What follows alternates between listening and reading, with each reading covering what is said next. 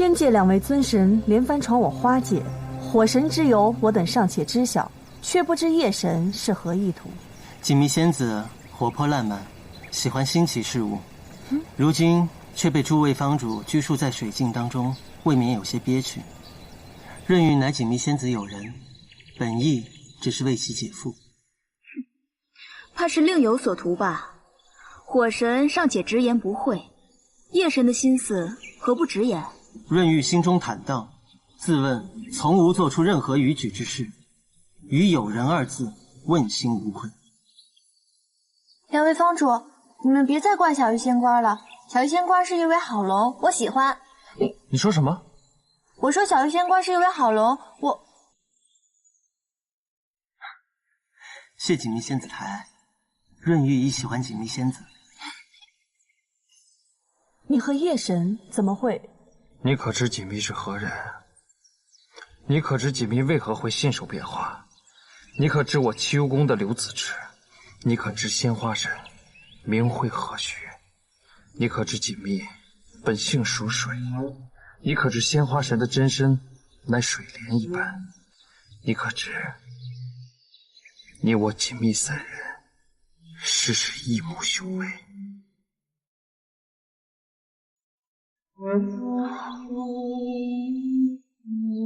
天哪，我一颗葡萄哪来这么多鸟兽亲戚啊？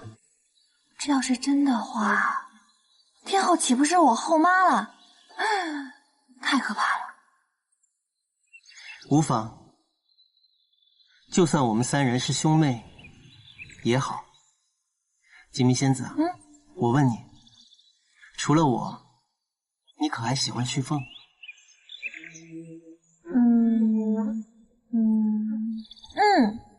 喜欢。那月下仙人呢？喜欢。颜佑君又如何？喜欢。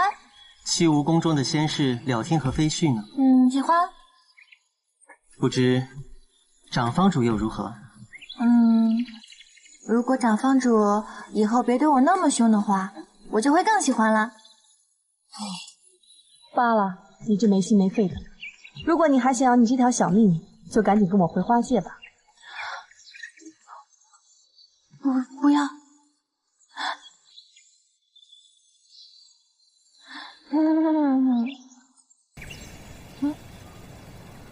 10岁何无用，没想到殿下竟被锦觅迷惑至此，毁了姨母的收成。那个小妖易容赴宴，也不怪你。不过他居然敢在天帝和水神的面前展露真容，到底居心何在？天界乃清净之地，属仙竟然还带了只老鼠来赴宴，闹出这么个事来。虽属无心，但也真是荒唐。呵呵，太有趣了！蛇仙带了个小妖来赴宴，结果被鼠仙给惊到了。穗禾不敢断言，定要好好查证一番。说句不当说的，咱们殿下与夜神同此女关系非同一般，倘若放任自流，恐怕要重蹈当年天帝陛下与水神的覆辙。还有，那蛇仙颜佑一向声名狼藉，姨母莫要忘了，他1000年前因何事被贬？难道在6界中又出了个子分不成？我断断不允许再有祸乱天为之事。也罢，你先回去休息吧。是。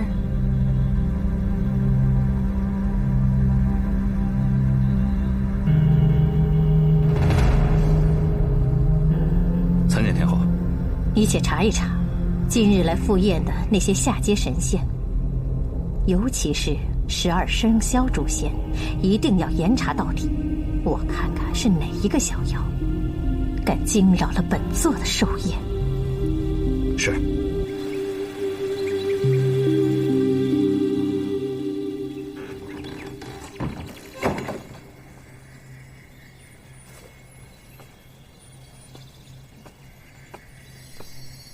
锦觅如何？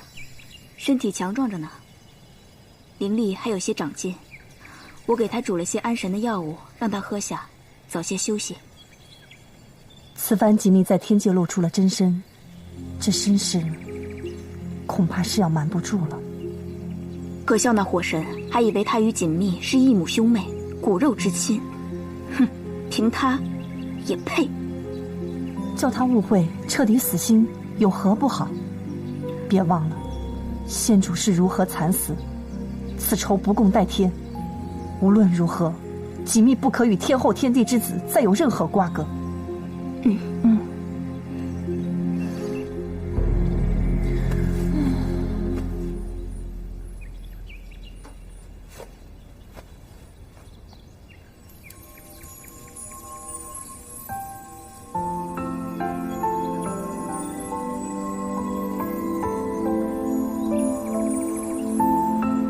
你可知锦觅是何人？你可知锦觅为何会信手变化？你可知我七幽宫的刘子之？你可知鲜花神名讳何许？你可知锦觅本性属水？你可知鲜花神的真身乃水莲一般？你可知你我锦觅三人实是异母兄妹？刘子池跟我变花有什么关系啊？鲜花神真身和明慧跟我有何干？这怎么一转眼，我们三个成异母兄妹了？天后变成了我的后妈啊！凤凰这个思维可真是跳跃。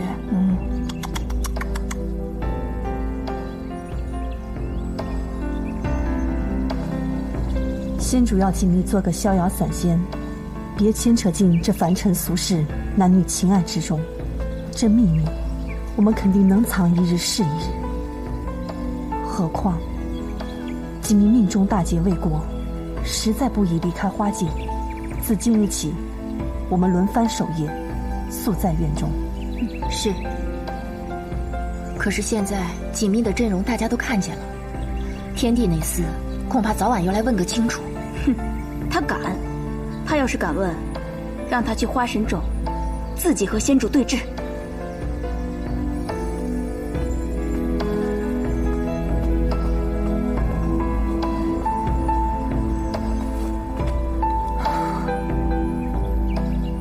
好险呀！虽然听不清他们在说什么，但是应该是照着我的话吧。唉，虽说关在水晶修炼无聊得很，但总比被雷公电母抓去了灰飞烟灭强吧？你说呢，肉肉？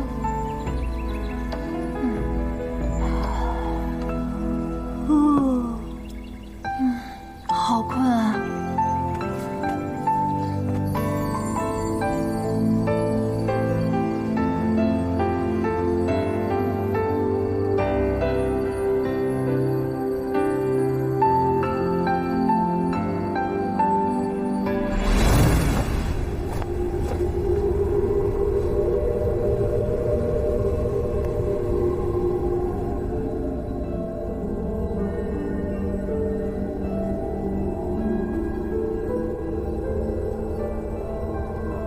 我跑都跑了，梦里还要把我抓回来，怎么天帝跟他老婆一样小气啊？冒昧的，将锦觅仙子请至这太虚幻境之中，还望锦觅仙子不要介意。不是找我问罪的，天帝陛下实在是太客气了。哈哈，真没想到啊！居然在梦中跟天帝陛下相遇了，哈哈！此处乃是太虚幻境，乃是仙家魂游修炼之所。偶尔幻境现于凡间，则被凡人称为海市蜃楼，以为是海中天蟾、吐纳之气所成。我初闻此说，也不免为之一笑，以为凡人无知。直到9万年前，我夜游至此，见他踏水而行，步步生莲。隐去之前，他于雾气中那回眸一瞬，我方知晓何为幻境，何为海市蜃楼。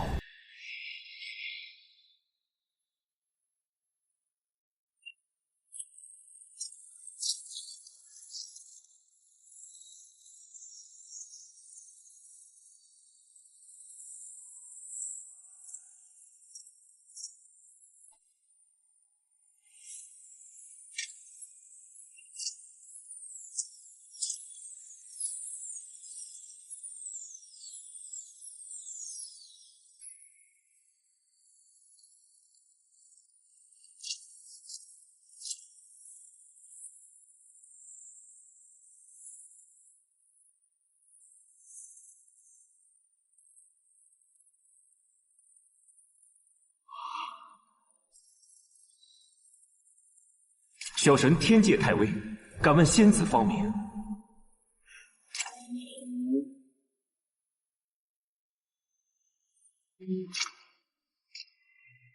自他逝去，天界从此再无春色。我也许久没有来到此地。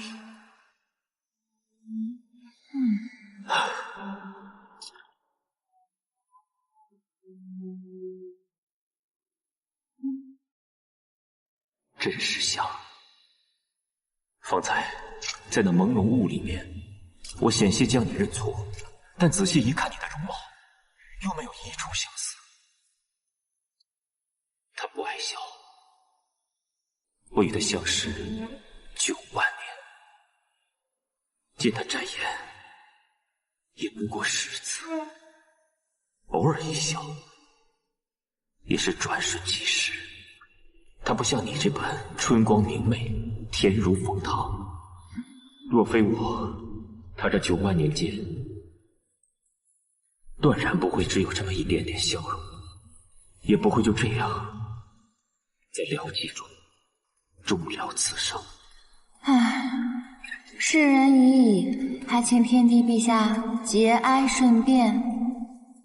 天界与这太虚幻境已于4000年寸草不生，听闻锦觅仙子可以信守灾化，你不妨在此种些青莲如何？怎么突然就扯到种花了？不愧是凤凰他爹，思维都如此跳跃发散。听凤凰的意思，他好像也是我爹。理当尽尽孝。好。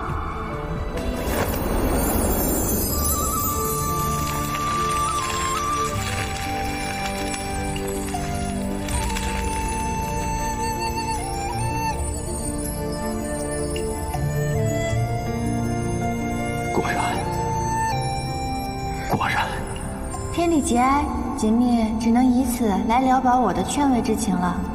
你可知我方才所言乃是何人？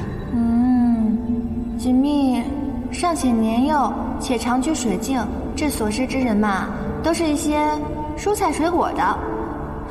像您说的那种万把年才笑一回的深沉之人，实在没有。不过1日笑10回的肤浅之辈倒是多的是。恕锦觅见识浅薄，不知道天帝所说的是何人。方才所言之人，正是花神子芬。锦觅仙子仙龄4000余岁，难不成没有见过子芬？从没见过。真想不到，他竟然恨我至此，连自己的血脉也不肯相信。天帝陛下，您这话可不能乱说呀！这梦做得太奇怪了，天帝好端端的，为什么要进入我的梦中呢？鲜花神明明是半脸，而我呢却是颗葡萄，怎么会是我娘亲呢？这对父子俩真是一个比一个发散。哎，不对，这明明是我的梦啊！看来是我发散了。不怪这凤凰，白日里净说一些有的没的，入梦太深，该醒醒了。看来不是一般的梦啊。算了，既梦之则安之，难得梦见回天地，不如向他讨一些灵力，做一个灵力大涨的梦，也不算是白梦一场啊。天帝陛下，若是您喜欢看我种花，我可以经常给您种；若是您派我去天界做个花匠亦可。只是这个，怎么了？你有何难处？尽管直言。锦觅呢，灵力不高，虽然平时勤学勉励的修行，但是还是个小精灵而已。栽花种草的伎俩虽略通一二，但还是要凭借万物之力才能够变换，所以让天帝见笑啦。想必是子芬封住了你的元灵。这样吧，我授你一些灵力，你且回去修炼749日，便可修炼出真身。锦觅如何受得起天帝陛下赐予锦觅的灵力呢？好孩子，你我之间本不必如此生分。我授你一些灵力，乃是天经地义之事。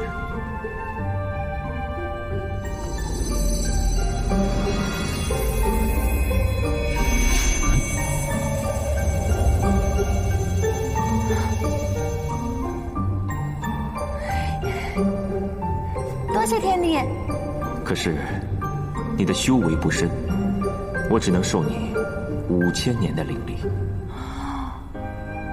5000年。啊！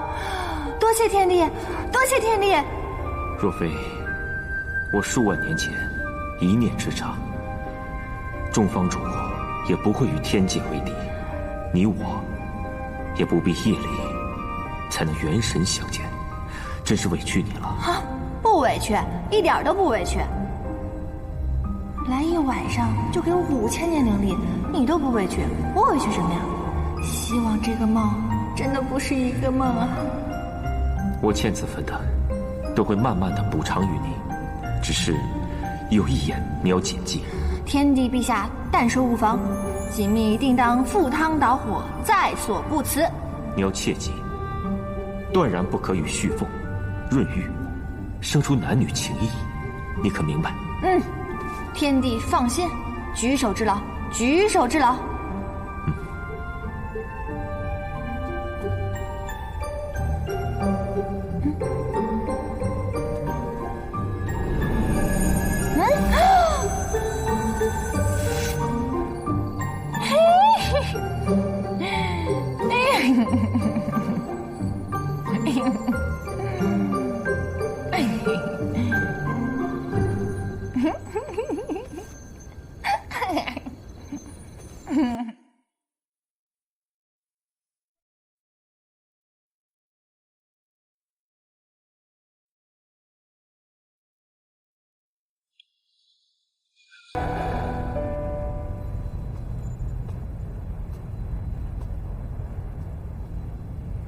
是在享天后寿宴上出现的葡萄精灵吗？那精灵和他确实有几分神似。因为看见那小精灵，我也会一直一起子分。这许多年，你虽然从未对我提起过子分，但是我知道，在你心里，他从未离开过。林秀，嫁给我，委屈你了。我并非怨你，这些年，你与我相敬如宾，岁月安然，我已知足。只是看到你心结未解，难免替你难过。林秀，若是想他了，就去看看他。好。好了，时候不早了，早点休息吧。你也是。嗯。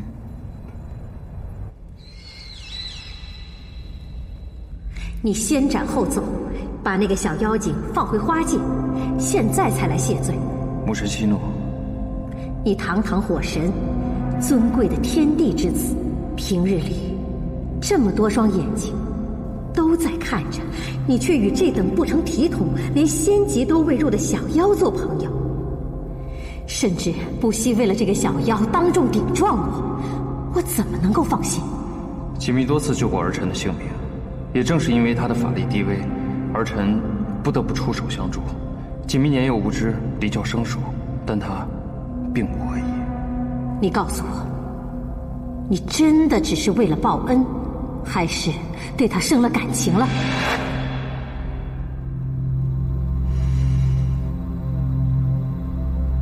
没有。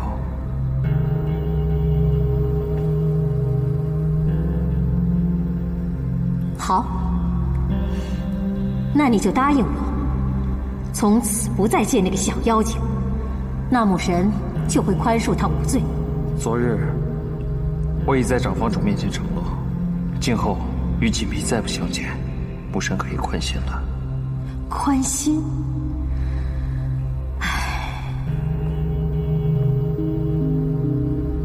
只有你真正的当上天帝，统领天界，与穗禾成婚生子，牧神才能真正的宽心。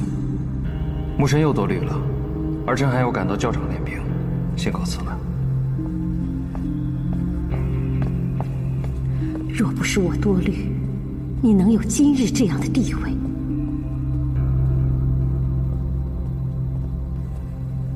殿下玄夜方歇片刻，又何必急着去花界，劳累伤神呢？听闻长方主素来待下严厉，这次我偷带锦觅私游凡界，又差点在天界闯出祸端，只怕长方主不会轻饶锦觅。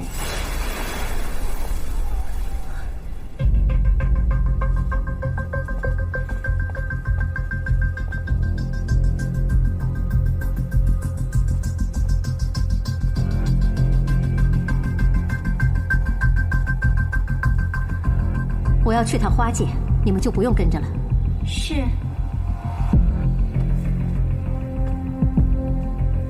糟了，他定不会轻饶锦觅。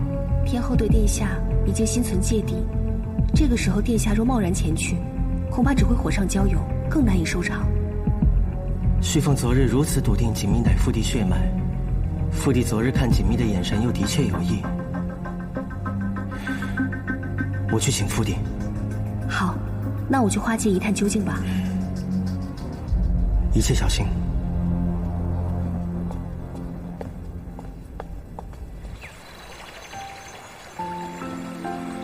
我子金锦觅，此番冒充鲜花神后人，得了天地5000年的灵力，您大人不计小人过，不会怪我吧？我不知道您喜欢吃什么，如果您缺什么的话，可以托梦告诉我。锦觅上刀山下火海，一定会把您伺候的好好的。在这里，我就先谢过鲜花神啦。如此天上掉馅饼的好事儿，其实应该跟大家一起庆祝一下的。不过我不在天界，只能找扑哧君一起来庆祝啦。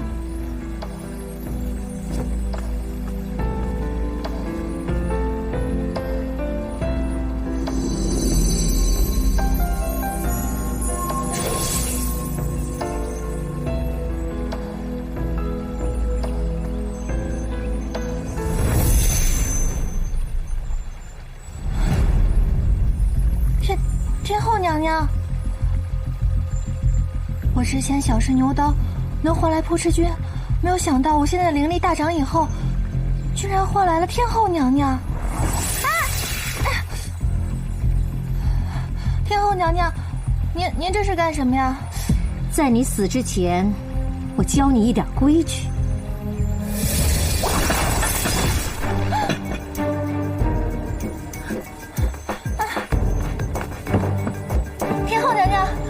干什么呀？这是什么规矩啊？我不管你是什么身份，也不管你和旭凤还有润玉之间是什么关系，就凭你这张脸，我就可以杀你1000百次。你和子芬还真挺有缘的，死在这里，也算你死得其所了。我不知道你是什么意思。哼，什么时候的事？已经有半个时辰了。母神冲动易怒，若是父帝再晚，只怕锦觅他。锦觅是我的骨肉，我如果贸然出头的话，屠瑶就更不会善罢甘休。这样，你速传本座的口谕，就以你母神寿诞之后封赏诛仙，大赦天界之名，将你母神召回来。既然是父帝的血脉，那便是润玉的妹妹，请父帝放心，儿臣必当尽全力护持。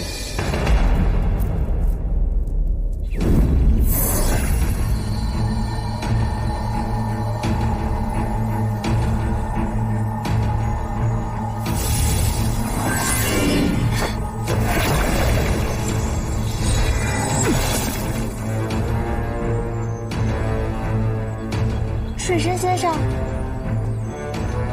你不知道尊卑法度吗？不去诗风不语，倒来干涉我干什么？洛林当然知道尊卑法度，只不过本神与鲜花神乃是故交，今日特地前来墓地祭拜，却不料看到这个孩子，险些被人夺了性命。哼，我来处置一个小小的花精，与你有何干？锦觅乃是花界精灵，既然是在花界，唯有花神与长方主有资格论罪。子芬已经仙逝，在子芬的墓前对一个低阶精灵下此毒手，天后于心何忍？你口口声声说什么尊卑法度，说白了，不就是为了一个子芬吗？你这么做，只是为了这个小妖精吧？因为她跟子芬长得有点像，是吧？不管于公于私，洛林都无法坐视不管。你认为你能管得了吗？母神让润玉好找吗？小雨仙瓜，见过水神先生。小雨仙瓜，救我！儿臣叩见母神。本座并没有让你起来。回禀母神，儿臣乃是奉父帝口谕，请母神速回九重天，商议封赏诛仙、大赦天界事宜。天后母仪天界，自当坐镇天庭，谨言慎行。倘若惊动了众方主，闹到天帝那里，恐怕会有损天后贤良仁德的名声。好啊，夜神现在翅膀硬了，越来越厉害，竟然敢拉帮结派，和我作对了。儿臣不敢。母神，请吧。哼！水神先生、锦觅仙子，告辞。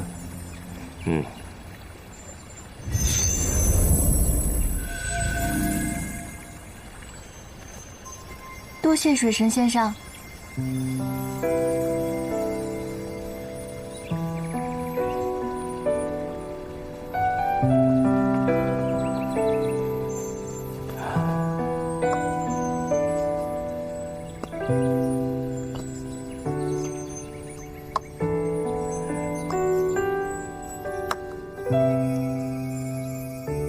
锦觅仙子可是在为子芬守坟？不过就是一点小心意罢了。锦觅，锦觅，繁花似锦觅安宁，淡云流水度此生。这是子芬生前挂在案前的2句诗，是我亲手为她抄写裱挂的。没想到子芬尚有一丝血脉流于世间。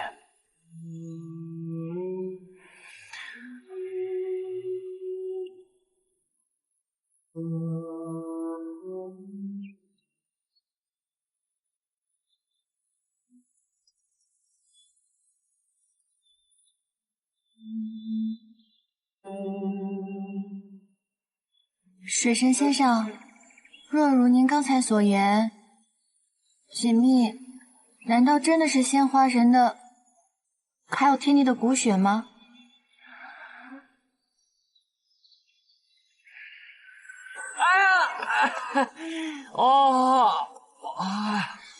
破世君！锦觅，你每次能不能有点准头啊？早被你弄骨折。言有唐突，见过水神先生。言有君可是来花界玩耍？没，言有从来不寻花问柳，是锦觅仙子召唤我，方才闯入花界的。你灵力见长啊！难道水神先生也是你召唤来的？你能召唤言佑君，施的是何咒？我的灵力低下，我用的就是一般的召唤术。言佑君的真身乃是水蛇，锦觅可能换水？之前火神说我体质阴寒，所以让我练习了一些水系术法。冰雹变过1、2次，但未试过换水。那你试试呗。我现在好吧，那我今日就当着水神仙上的面试试吧。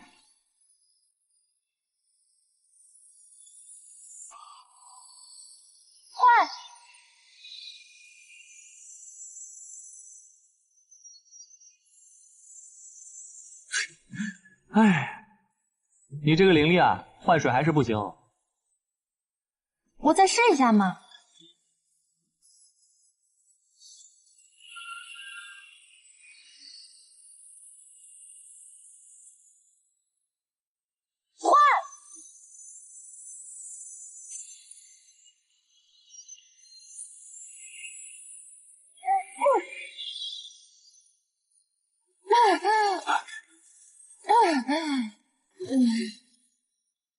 锦觅，你这普通妖精逞什么能啊你？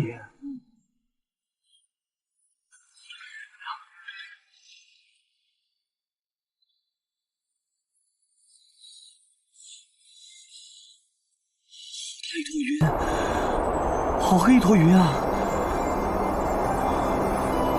锦觅，赵方主，水神仙上，锦觅这是怎么了？你们看，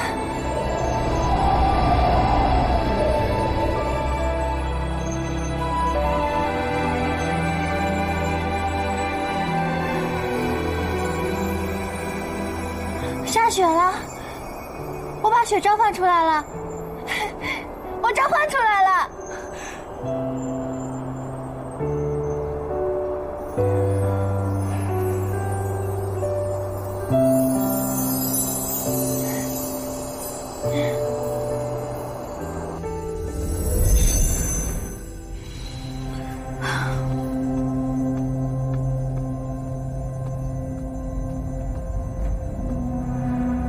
殿下，今日为何水神也去了花界？好像是去祭拜仙花神的。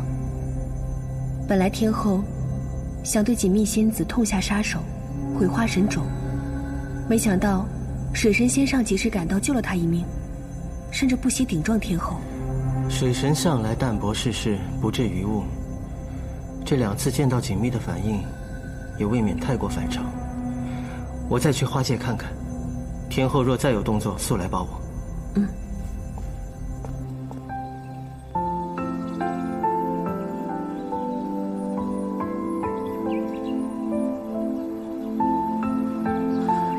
如何？可是灵力耗损太过所致。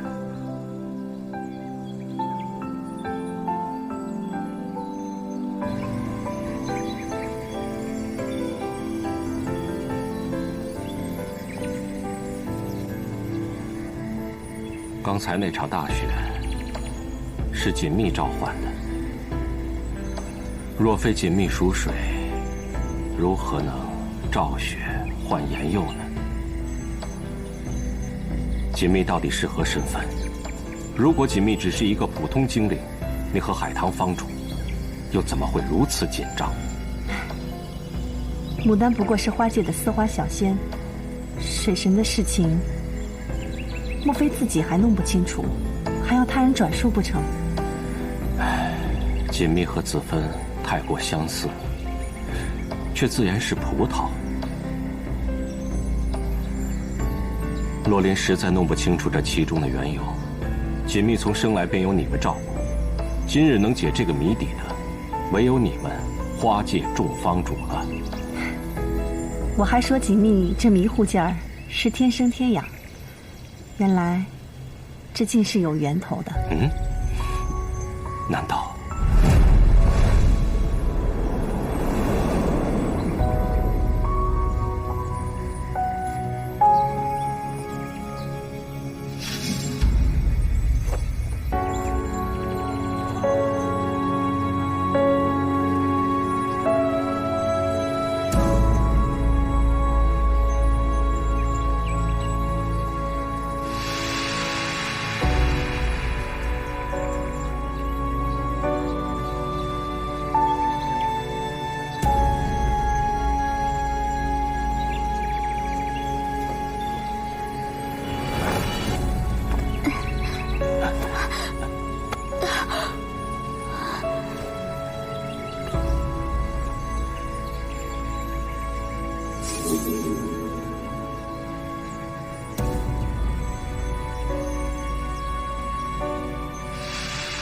难道锦觅真的是？水神问我也没用。牡丹有所言，也有所不能言。我等花界方主曾向主上发过毒誓，若有半分泄露，愿自毁元神谢罪，望水神见谅。锦觅体内真机大乱，水神是否渡了灵力于锦觅？这是本神初次私见锦觅。锦觅体内灵力底蕴深厚，且行走霸道，以我之力，并无法消解呀。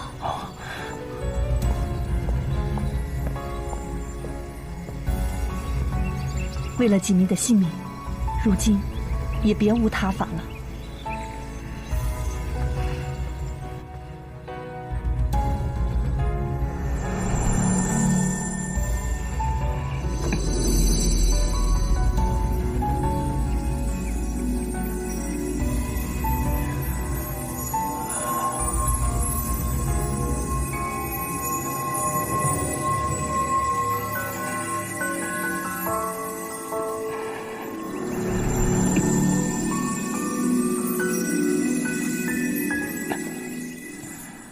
如何？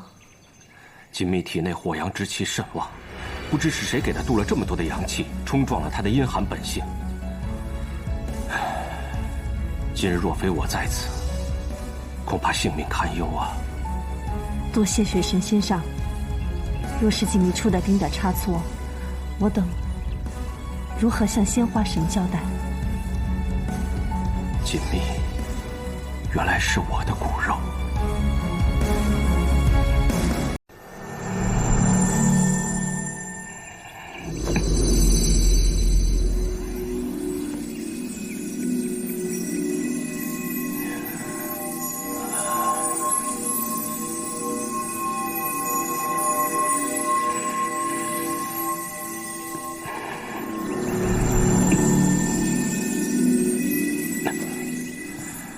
如何？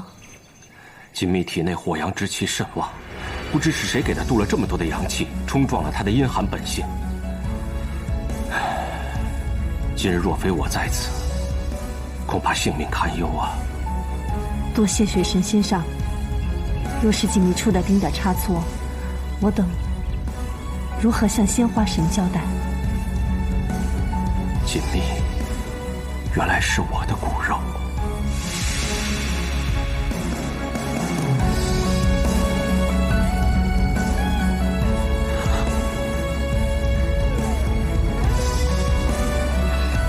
先生一定是误会了，怎么会呢？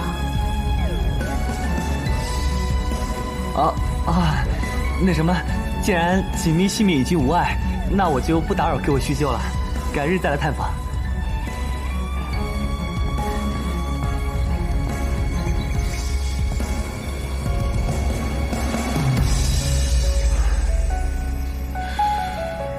神人背后无是非，哪个神仙没故事啊？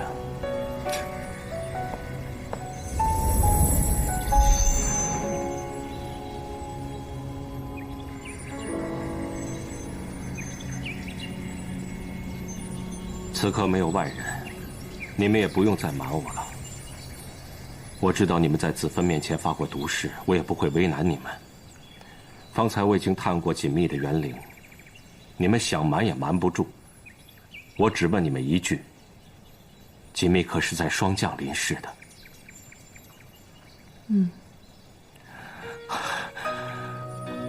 果然。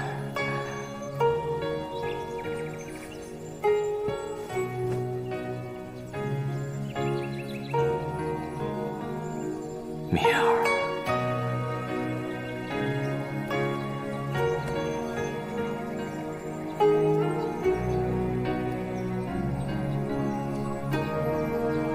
这4000年来，我都没有尽过一点做父亲的责任。子芬离魂天外，我有何面目去见他？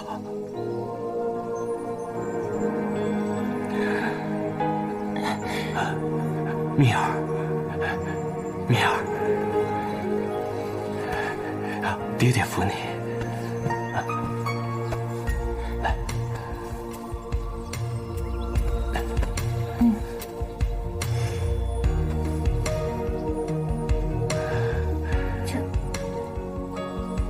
爹爹，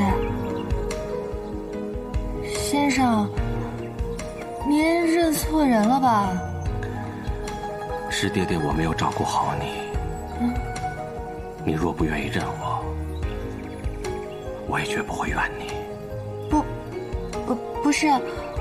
不是锦觅不愿意认您，是先生您认错人了吧？我就是一个普通的果子精，天生天养的。我就算是想坑蒙拐骗，也不敢找您碰瓷儿啊，是不是？傻孩子，你怎么可能是果子精呢？方才我已经探过你的园龄了，你确实我与子芬的骨血无疑。子芬？哪个子芬啊？偌大的6界，谁敢不要命撞这个名讳？鲜花神？我是鲜花神的孩子。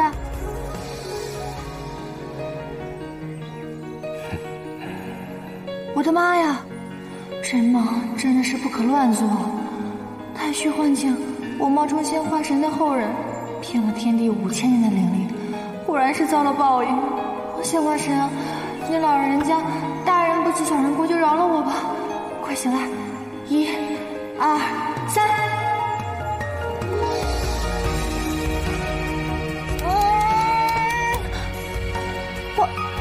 我不是在做梦，这是真的。我做了4000年的果子精，我现在是一滴水啊，还是一滴花啊？你的元神想必是子芬用迦兰印给你封印住了，所现真身并非实体，也因此你的灵力修炼有所阻碍，人身也显得略稚嫩了些。等爹爹带你去师尊玄灵斗母元君那里寻求解数，就可以还你原来真身了。赵方主，他说的是真的吗？仙主隐瞒此事，本是想要护你周全。既然你已经在天界露出了真身，便是瞒不住了。有水神仙上护着你这个闯祸精，也好。现如今爹爹遍地中马，昨天见一个，今天又见了一个。不过连长方主都这么说，多半是真的啦。没想到我也有爹爹跟娘亲了。爹爹，您真的是我爹爹吗？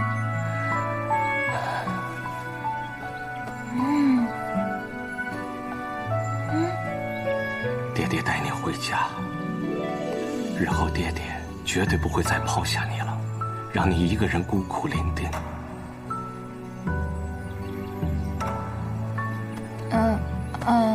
好说好说，都好说。不过，你们都说我是鲜花神的孩子，可是鲜花神已经仙逝4000多年了，我连他一面都没有见过，不知道他长什么样。你母亲虽然不在了，可还有爹爹呀，只要有爹在，爹爹会永远陪着你的。对了，蜜儿啊，现如今你身上火阳之气甚旺，你是从何得来的？解铃还须系铃人，现下当务之急就是要把这个人找出来，取回你身上相克的灵力。不是我要的，是他给我的，他给我的，我也要还吗？都什么时候了，还想着灵力？不还，你就等着吐血吐死吧！不是，是昨天夜里天帝提我的元神去太虚幻境，是他给了5000年的灵力，跟我没有关系吗？天帝？他与你说了些什么？他说，他也是我爹爹。像话！真是化天下之大忌，这般厚颜无耻之徒，怎配做天界之主？哼！若非天帝，仙主怎会魂飞魄散，含恨而终？言他是锦觅的弑母仇人也不为过。爹爹，我呸！他也好意思？海棠，你方才说什么？子芬究竟因何而去？4000多年了，你们究竟想要瞒我到什么时候？仙主因何而去？说起来，水神仙上当年亦贡献过一份力。今日，我就是违背当年对仙主立下的誓言，自毁元神，也要将真相说个明白。天下男子皆薄幸，如今锦觅长大了，却一个个要捡现成的爹爹来做，当年却在哪里？你知不知道仙主为保下这个孩子，拼尽了一身的护体修为？4000年前，锦觅咕咕坠地，仙主合眼之时，正是水神小登科之夜。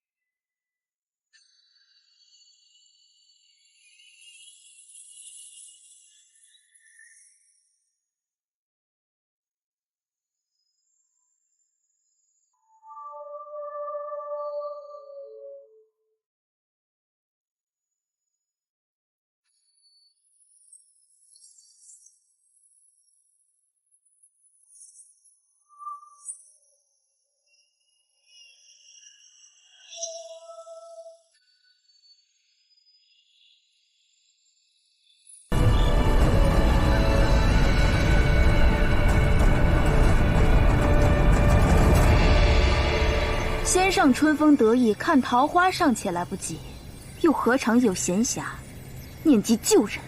够了，海棠，锦觅还在里面。若是让锦觅听到这些，我们万死难辞其咎。锦觅也要被牵扯进这上辈人的恩怨情仇中，何必呢？难道说子芬是死于天元208612年霜降，而不是13年夏至？花界隐瞒子芬死讯近1年，为何？当年，海棠，你连我的话都不听了吗？众方主当年都向仙主立过誓言，仙上就莫要再逼问了。二位房主，今日小桃桃找回爹爹，千万莫再让他伤了心。现在就进去陪陪他吧。如果仙上想要叙旧的话，与我老胡叙叙便是。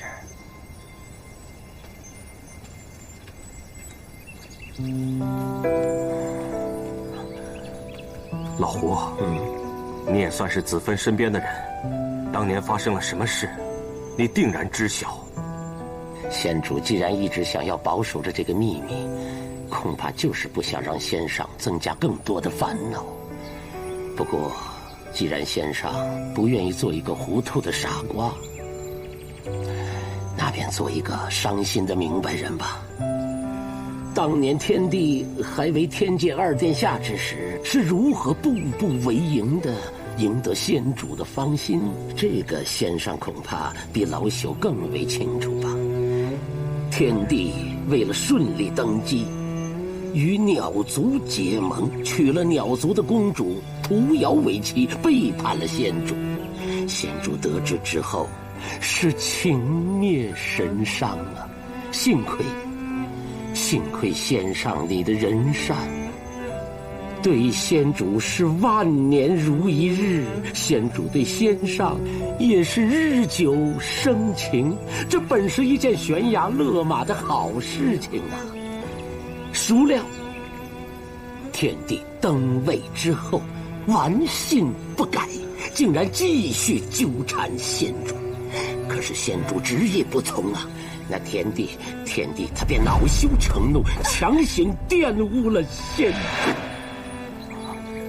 他竟敢对子芬用强！可仙主当时并不知道，已经怀上了锦觅，恼怒之下，便去了忘川。姑娘，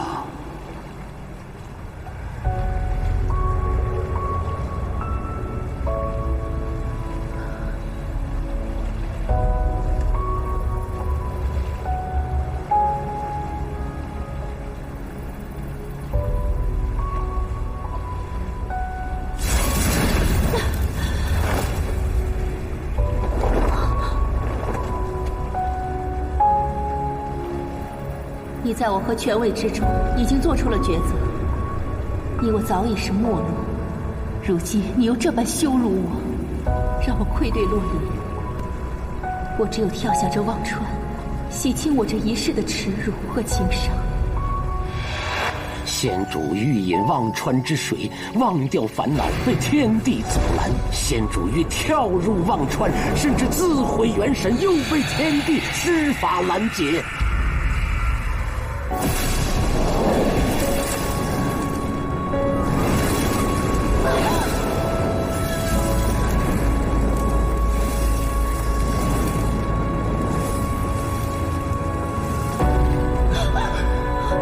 我是天帝，整个天界都是我的，我不准你死，更不准你忘记我。放开我！放开我！放开我！天帝将仙主拘禁于七武宫中。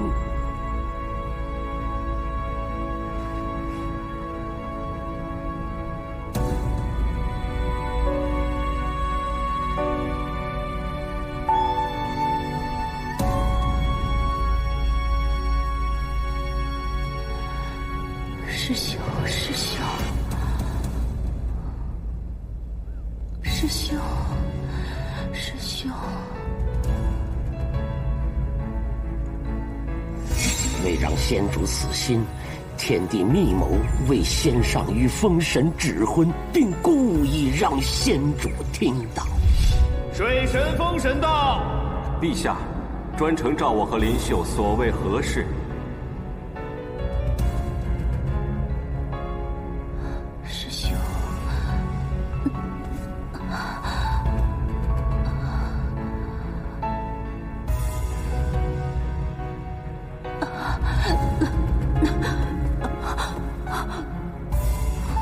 洛林心中早有所属，虽然不是他心中所想，但是洛林早已决定，非他不娶。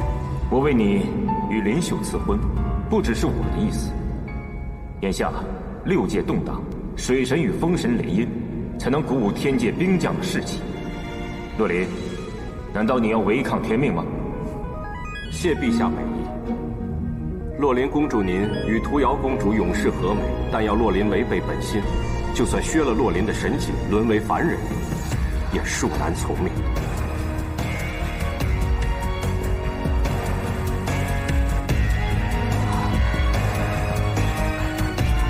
陛下息怒，林秀与洛林子分，同门修炼千万载，情同手足，实在是不能夺人所爱。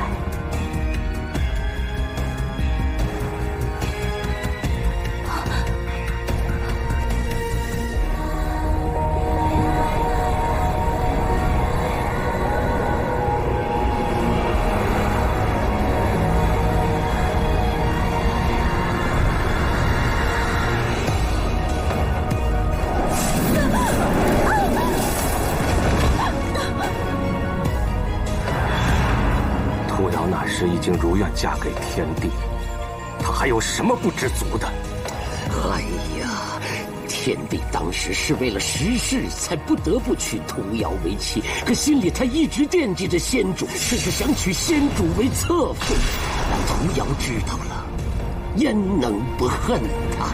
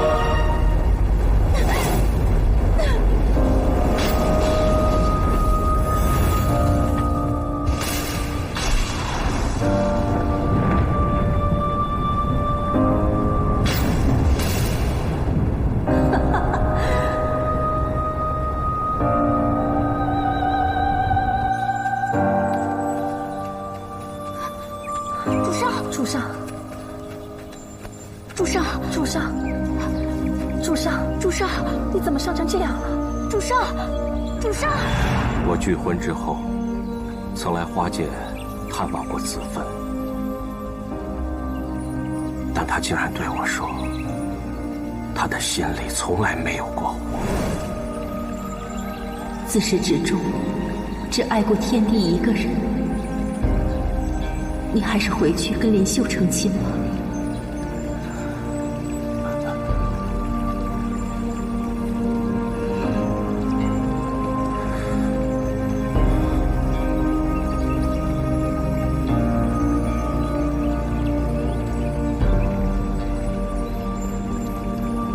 仙主陵园屋内已被毒火焚烧至重伤，他自知时日无多，便冷言冷语地对仙上，希望仙上能够放下他。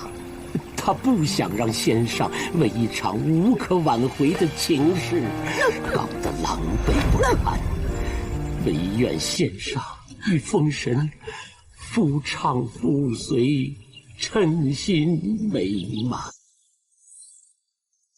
我想与子芬一生白头携手，然世事无常，没了子芬，何谈称心美满？锦觅又是护世，国库伶仃，我又怎能原谅自己？我定要手刃那毒妇。就算神形俱灭，也要为子芬报仇。是这一意。仙主元神俱灭，就算你为他报仇，他也不可能往生。况且，仙主的遗愿就是希望这花界太太平平的，莫再有冤冤相报。仙主怕小葡萄像他一样，耽于情事，郁郁而终，所以令众房主严守这个秘密，让葡萄终日以难状世人，10000年不得逃出这个水境，并由老夫我时时看管。本以为小桃桃这辈子能快快乐乐，无忧无虑，谁想到天意弄人啊！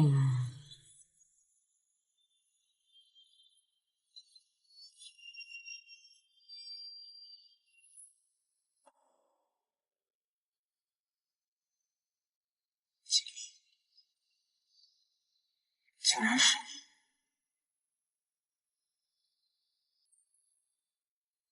你！报仇归报仇，你怎可利用锦觅，将我花界少主置于危难之中？你可知道，那天后险些杀了他？伤他乃天后所为，实非我所愿。我不会再帮你了。难道玉兰坊主真的要被冤？是你先背信弃义，我早就有言在先，报仇归报仇，绝不能牵扯进我花界众人。既然决定报仇，哪有万无一失？你若但凡再敢给锦觅招来半点伤害，我定不饶你。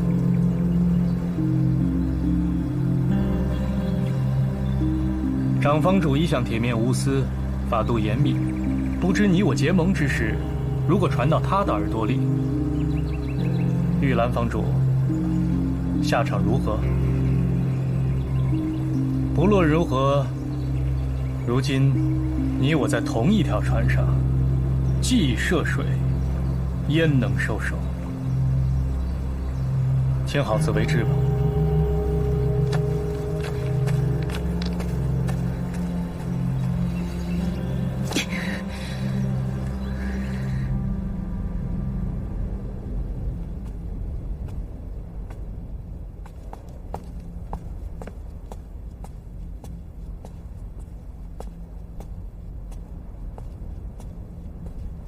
殿下，锦觅怎么样了？多亏有水神仙上出手相救，锦觅已经无碍了。锦觅竟是水神之女，依照4000年前的约定，她便是我未过门的妻子。她不是天帝陛下的骨血吗？父帝赠予他的灵力与他自身灵力属性相冲，水神已经亲自试探过了，确认了锦觅就是他的骨肉，不久便会当众认亲。匡禄看得出来，殿下很是开心。我从未这样开心过，但也从未这样忐忑。我听着水神与长方主他们谈论起父帝与鲜花神子芬之间的旧日情事，水神对父帝与母神颇有介怀，恐怕未必会应允这门婚事。就算他们以前有什么过节，婚约早已经定下了。上神誓盟，天命昭昭，任谁也难以违背，不是吗？可是我知道，旭凤也心仪于锦觅，他的心思或许能瞒得了别人，却骗不过我。我实在不忍心伤他。那你就忍心放弃锦觅吗？火神殿下自幼就有天帝和天后的宠爱，生来便是嫡子，他已经拥有许多了。而殿下你一个人冷冷清清的，长夜与野兽为伴，从来不去争抢什么。如果连妻子也让给别人的话，那也……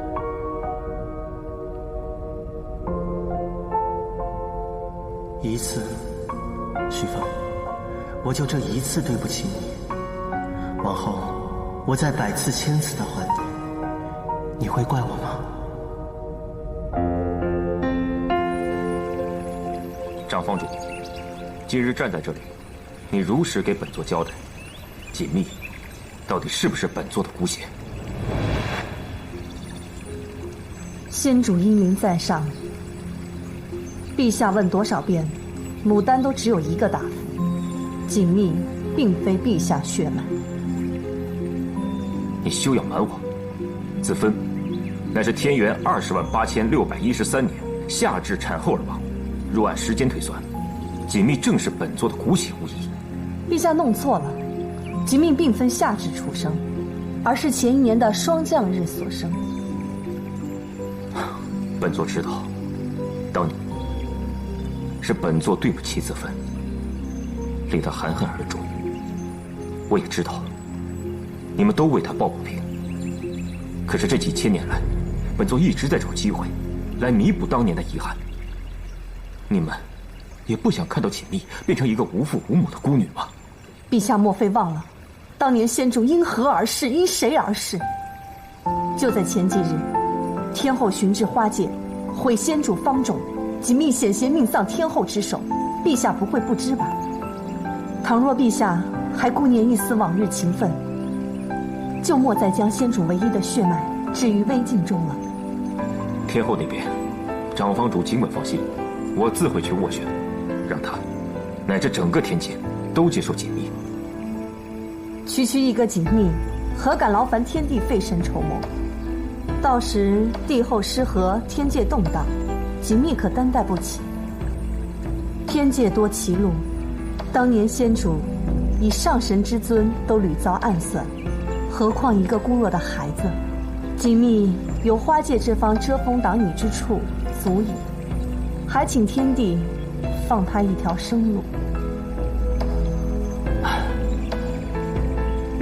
也罢，此事需从长计议。但女婿知晓，虽时过境迁，本座却初心未改。本座有朝一日一定要与锦觅相认，我要风风光光的把她接回天界，也算对子芬的在天之灵有一个交代。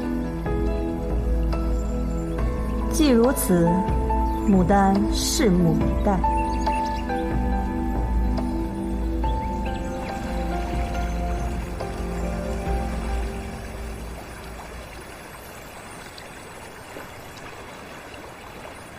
鲜花神，我来看你了。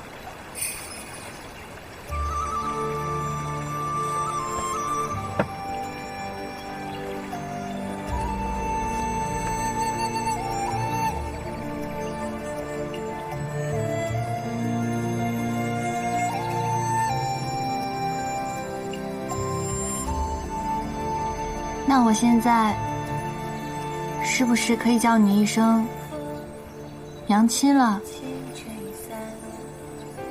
娘亲，我认了爹爹了，就是水神先生。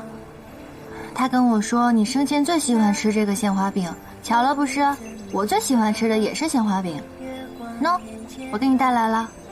虽然长得不是很好看，可是是我亲手做的，味道还不错，你别嫌弃啊。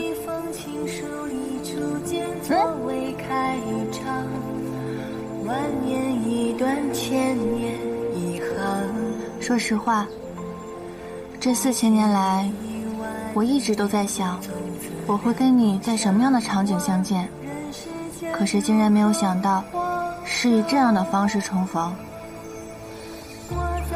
之前我还在想，等见了你，我肯定要跟你说好多好多我心里话，可是万万没有想到，在此之前我都跟你说的差不多了。你还真是个出人意料的娘亲啊！我以前可羡慕连翘了，因为一到吃饭的时候，他的娘亲就会让蝴蝶喊他回来吃饭。我就想着，如果我有娘亲的话该多好啊！我娘亲也会喊我吃饭。结果我现在知道我有娘亲了，我就更羡慕她了。世界上哪有你这样的娘亲啊？把我生下来不管我，还把我拘在水晶里4000年，让长房主骗我是一颗无父无母的葡萄。你还掩藏我的真身，害得我凌厉地下。我跟水神爹爹到底哪里得罪你了吗？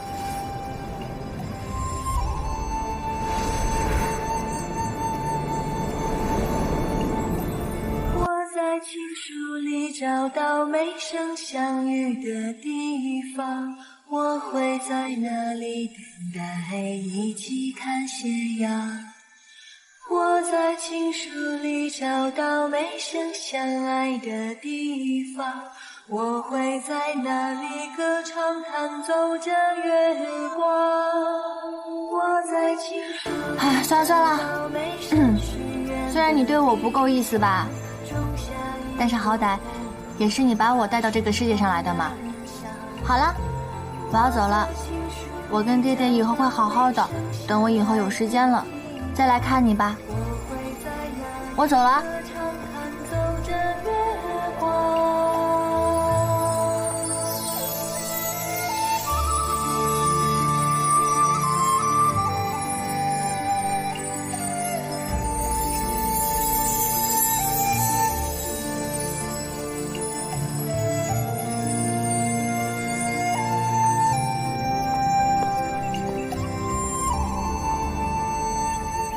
先上，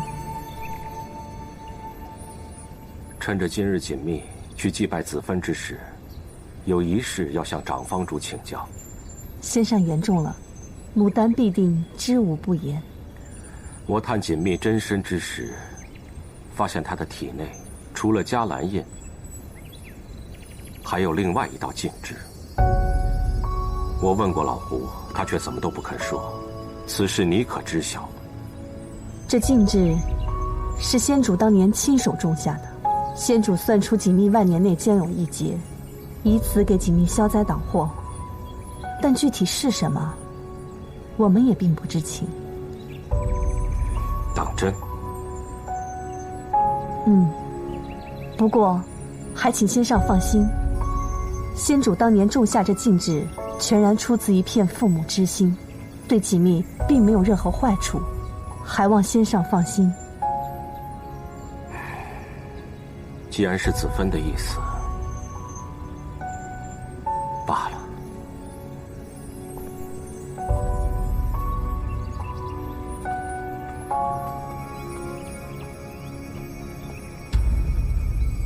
张姐，水神是锦觅的生父，我们为什么不把允丹的真相告诉他？水神先上一向心慈手软，顺应自然。以他的脾性，要是知道这允丹是压制锦觅天性的，多半会将它取出。万一要是应了先主谶语，锦觅遇到了万年情劫，到时候我们又如何向先主交代？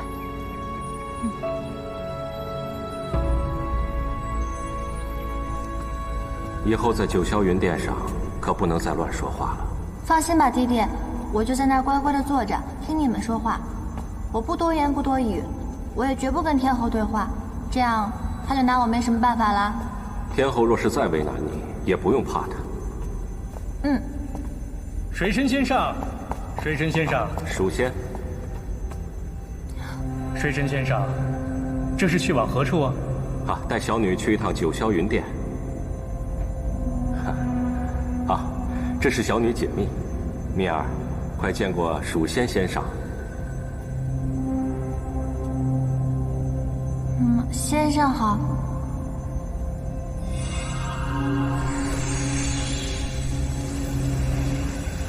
看你行色匆匆，可是要下界？啊，我正要去寻先生。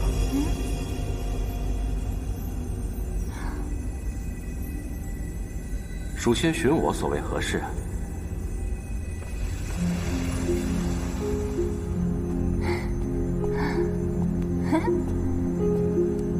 锦觅仙子，小鱼仙光，这么巧，你是要去巡夜吗？还不着急，时候尚早。对了，锦觅仙子前日里返回花界，诸位方主可有为难啊？那就好。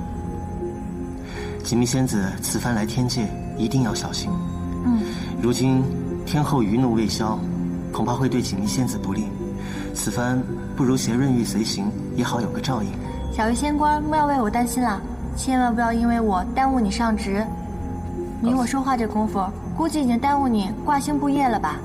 并未耽误。承蒙锦觅仙子上回所言，喜欢润玉，润玉打从心底里感激，能为锦觅仙子效劳，自是在所不辞。只是润玉自幼便有婚约在身，恐怕要辜负锦觅仙子的一番美意了。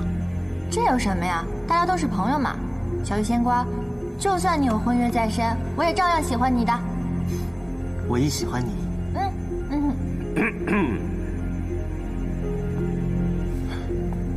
润玉见过先上，适才大意，不察先上神迹，还望先上见谅。承蒙锦觅仙子上回所言，喜欢润玉，润玉打从心底里感激，能为锦觅仙子效劳，自是在所不辞。只是润玉自幼便有婚约在身，恐怕要辜负锦觅仙子的一番美意了。这有什么呀？大家都是朋友嘛。小鱼仙官，就算你有婚约在身，我也照样喜欢你的。我亦喜欢你。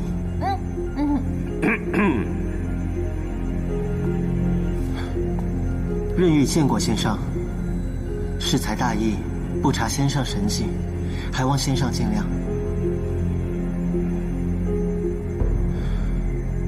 润玉不知先上何时来的，但想必听了些许方才我与锦觅仙子的对话。哎，小鱼仙官，润玉在此向先上请罪。小鱼仙官，不知夜神何罪之有？本神愿闻其详。润玉大罪，罪在不应该背负着父帝与水神仙上为润玉所立婚约，却对锦觅仙子动了感情。润玉虽非大贤大圣之人，但也不持三心二意之言。既然润玉与锦觅仙子已经互生情愫，日后便只能将心交与他一人，断然不能再与他人成婚。如此，势必要违逆与水神长女的婚约。润玉自知罪无可恕，还望先上责罚。我明明就是水神长女啊，她为何提出喜欢我，却又不能跟我成亲？啊，是了，小鱼仙官并不知情。夜神，快快请起。快起来吧，小鱼仙官。夜神可知，若违此约，有何代价？无非削神级，便下界。如果能与锦觅仙子相守一生，放弃这天界浮华，又如何？啊，那万万不可！下界凡人命如沧海一粟，区区几十年，白驹过隙，却经历生老病死之苦。为了蜜儿，夜神不惧。得成比目何辞死，愿作鸳鸯不羡仙。润玉心之所向，九死不悔。好，今日夜神之言，本神记住了，希望夜神不要忘记。蜜儿，走吧。哦，告辞了，小鱼仙官。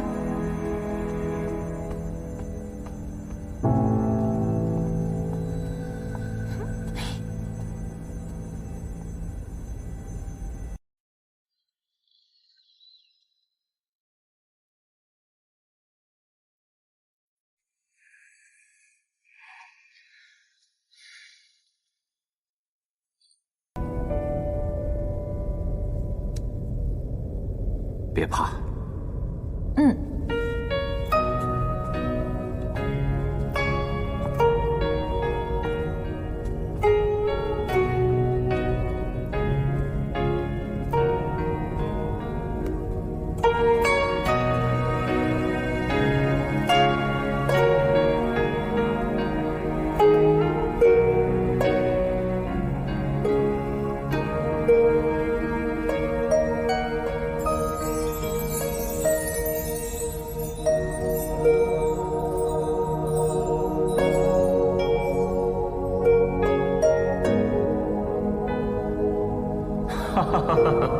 今日本座喜得这6届音律第1的凤首箜篌，又正值家宴，大家不妨品评一二。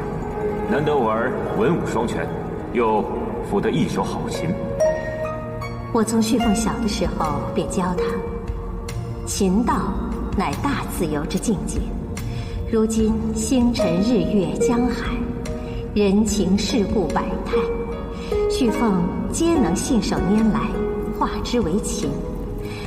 只有我儿才配得起这6届第1凤首箜篌。天后教子有方。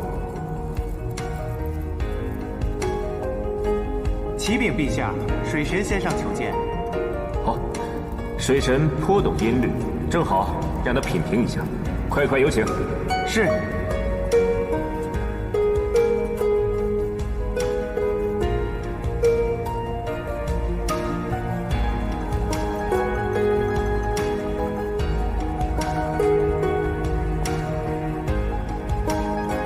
锦觅，蜜儿，凤凰。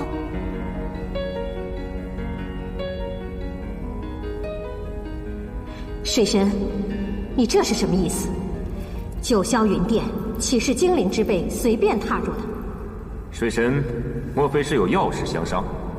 不如各位先行散去，改日再异想天籁。且慢，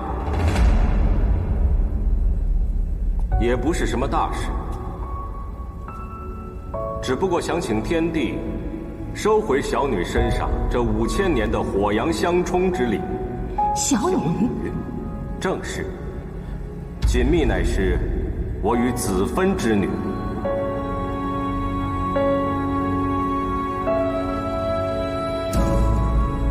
什么？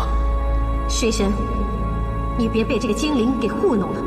她真身就是颗葡萄，当日诛仙有目共睹。若说是水神和花神之女，未免荒谬。你还别说，锦觅和子芬长得的确有几分相似啊。丹珠，你也如九仙一般脑子糊涂了吗？老眼昏花了？天后所言极是，先生可莫要认错了。不劳天后挂心，若非人心险恶，子芬怎么会在锦觅诞生之时起便施法术压制其自身灵力？天帝可知当时花神因何仙逝？花神之事，实乃天命。6界神录有载，花神本是佛祖座前1万年，入因果转世轮盘，本因湮灭，不想错入3岛10州，为水神与玄灵斗母元君所救。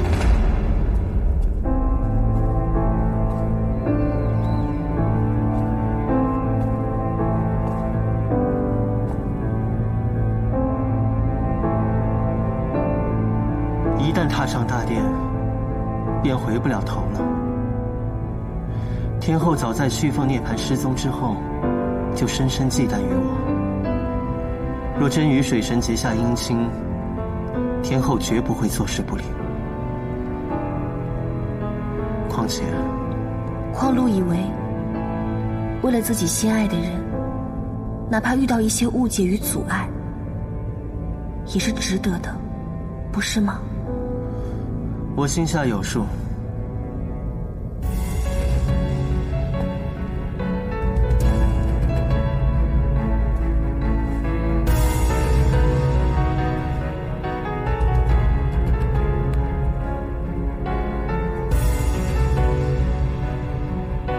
此逆天之行，终必遭惩戒。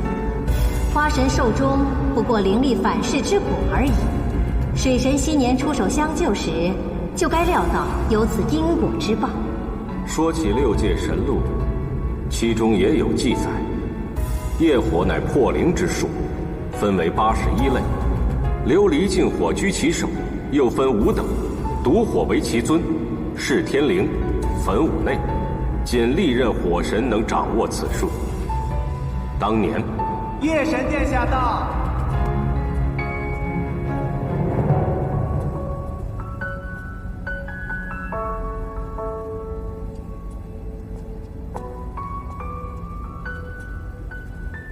润玉见过父帝，见过母神，见过水神先上。润玉婉儿不必多礼。听闻父帝近日得了上古绝音，放手箜篌，润玉不兴挂业，故而来迟。如此看来，果然是错过了一场精彩的表演。平生憾事，又多添一桩。水神，可知锦觅真身为何？水神若不告知，那本座又如何解其火灵呢？锦觅生于霜降之夜，能栽花换水，体质极寒，真身乃是一片6瓣霜花。霜花，夜降昭示，来去匆匆无踪迹。这轻飘飘的，倒不如那葡萄富态可爱啊。锦觅仙子，不知水神先上所言，究竟是为何意？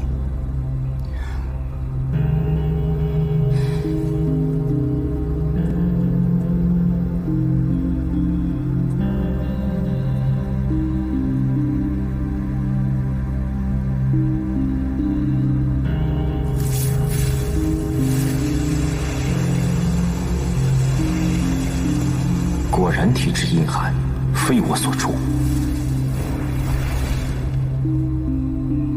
真是太可惜了，5000年的灵力啊！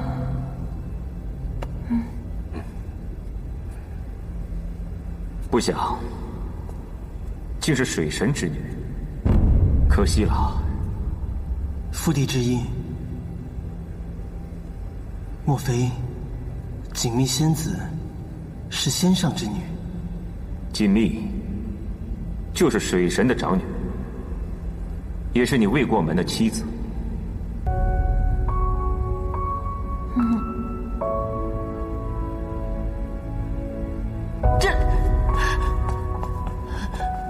蜜儿许配给了润玉，那凤娃怎么办呀？认爹爹套餐吗？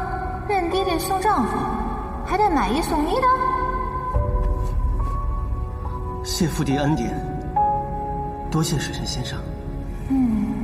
小玉仙官为人最仗义，与他相处倒是自在。可是，蜜儿，你愿意吗？你要是不愿意的话，旭凤，成亲嘛，好说好说，谢谢天帝跟弟弟的恩典。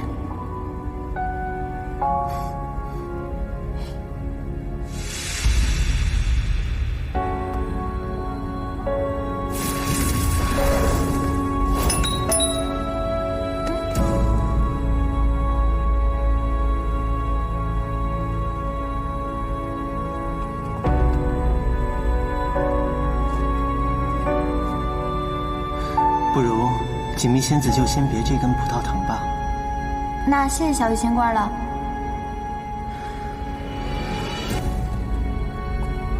听闻前段时间火神在凡尘不慎遗落这环帝凤翎，不想竟被锦觅仙子错失，现在也该完璧归赵了。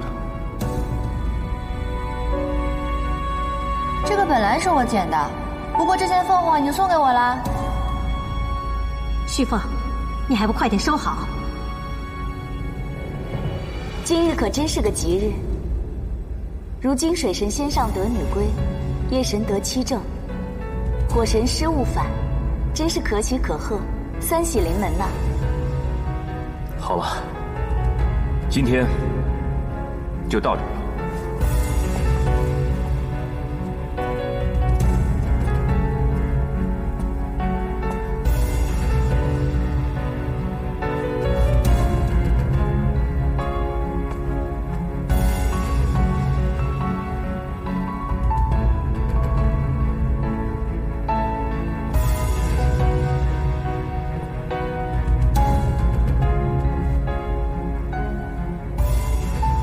送出去的东西，岂能有收回之理呀？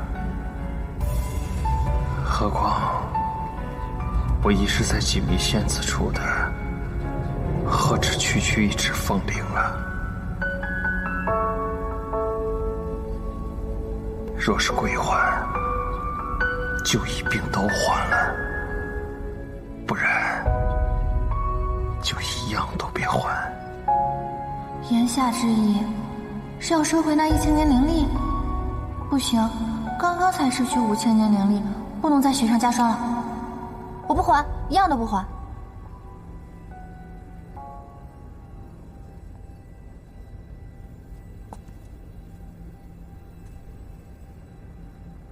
明日戌时，留寺值班，等我。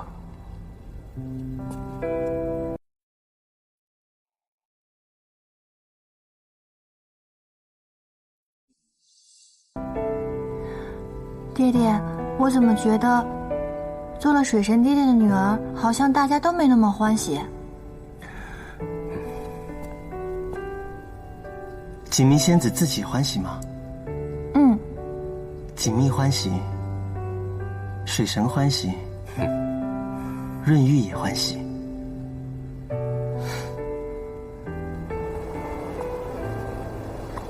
殿下，殿下。不想，这锦觅竟是水神之女，还与夜神早有婚约在身，真叫人意外。不过倒也真是，他们郎才女貌，天作之合。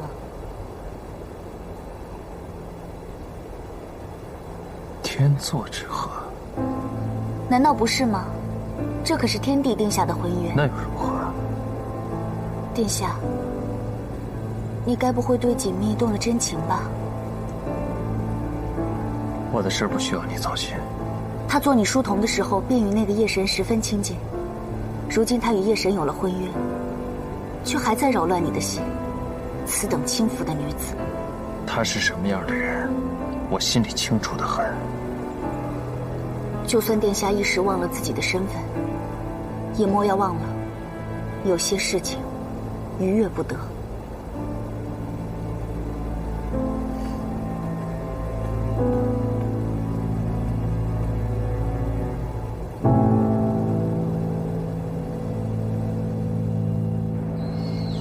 未成想，你与子芬竟然还有一个女儿。当年的子芬经历了那么多，我们竟一无所知。若是若是你我都知道子芬的性子，若是能重来，恐怕结局也是一样的。若不是当年听信天地谣言，我又怎会与你结为夫妻，这般伤害子芬？都是我的错，都是我的错。要说错，皆是我的错。我不该听信天地，害了子芬，也耽误了你。我们要替子芬讨回公道。我何尝没有这样想过？子芬之所以隐瞒你我，恐怕也是担心我们会为了她不顾一切。她如此煞费苦心，我们要再莽撞行事，岂不是辜负了她？她向来都是替别人考虑。如今一切已成定局，你我再自责，已是无用了。能够认回锦觅，或许是子芬给我一次赎罪的机会。日后行事得更加稳妥。今后我就是锦觅唯一的依靠。还有我，以后锦觅便也是我的女儿。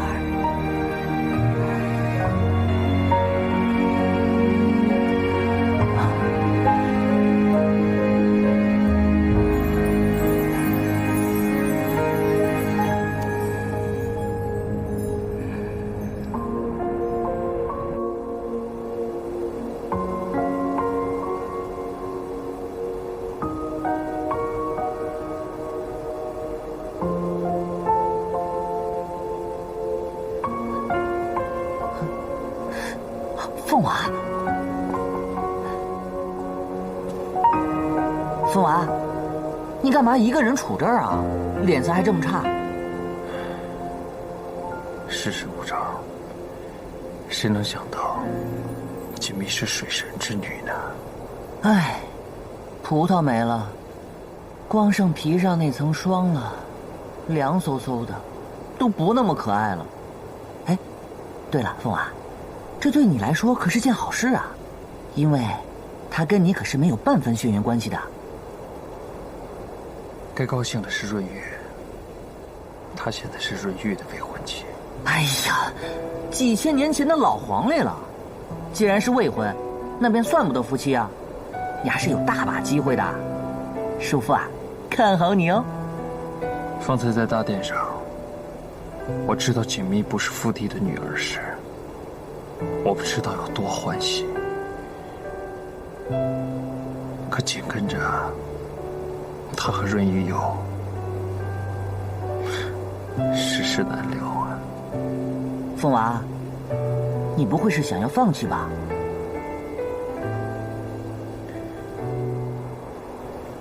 我不知道，一直以来，但凡我拥有的东西，都会和润玉一起分享。可唯独锦觅，我没办法拱手相让。你说是不是我太自私了？傻鸟，这是真爱啊！试问天底下哪个男子肯把自己心爱的女子拱手让人呢？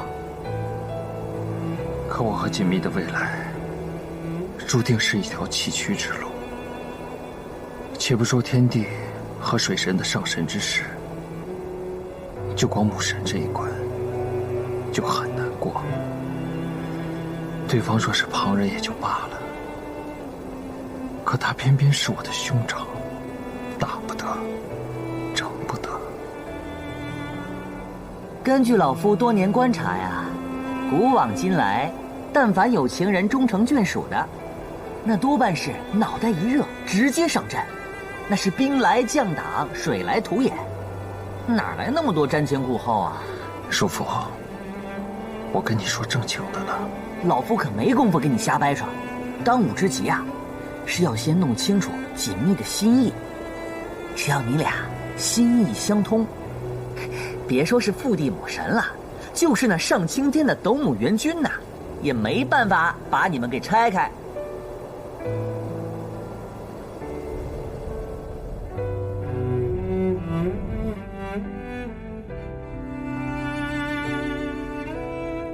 只要你俩心意相通，别说是父地母神了，就是那上青天的斗母元君呐，也没办法把你们给拆开。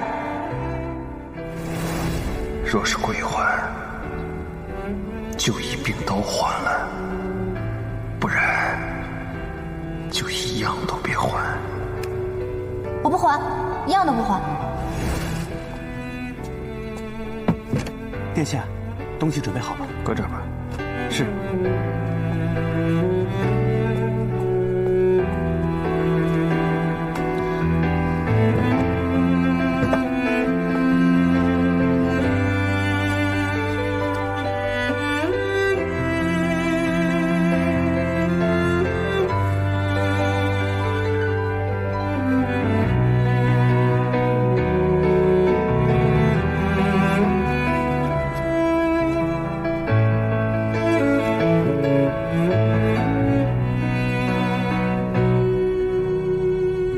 殿下，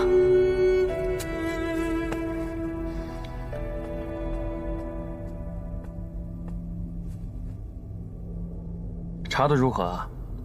自打黑衣人最后一次出现，潜入了水神的落香府，属下便日夜派人在门外盯梢，但始终未见其再现身。这期间，只有蜀仙频繁进出，与水神下棋。属下认为这二人嫌疑最大。蜀仙？可黑衣人修的是水系术法，蜀仙乃是一介散仙，修的是土系术法。属下明白，属下这就去查。站住！你明白什么了？你去查什么呢？水神。谁让你去查水神的？殿下适才。你有确凿的证据吗？水神和夜神有翁婿之谊，他们二人修的都是水系法术。这天界能伤殿下的，除他二人，不做他想。你一拍脑门子就能想到的办法，别人自然也会想到。此事无非是两种结论：或如传言所说，想谋害我的人就是夜神和水神，但是痕迹又太过明显，以二位的心性和谋略，不至于出此下策；或者，这个黑衣人在下一盘大棋，意在挑拨我和夜神、水神之间的关系。但是无论如何，这两个目的都没有达到，他们不会善罢甘休的，一定会再次现身。所以我现在倒是觉得，此事不宜声张，盯还是要盯的，但是要外松内紧，最好营造出一种不再继续往下查的假象，这样把大部队撤回来，派几个机灵点的，暗中打探。属下明白，去吧。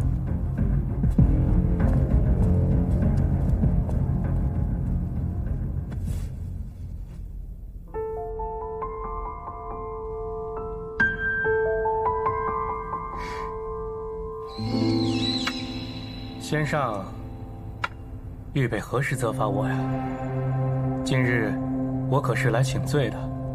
那日小鼠不慎走失，竟引得锦觅仙子触怒了天后。若非蜀仙之功，我父女此刻还无缘相认，正不知如何感激呢。那我倒要向先生讨个谢意，陪我下这一局如何？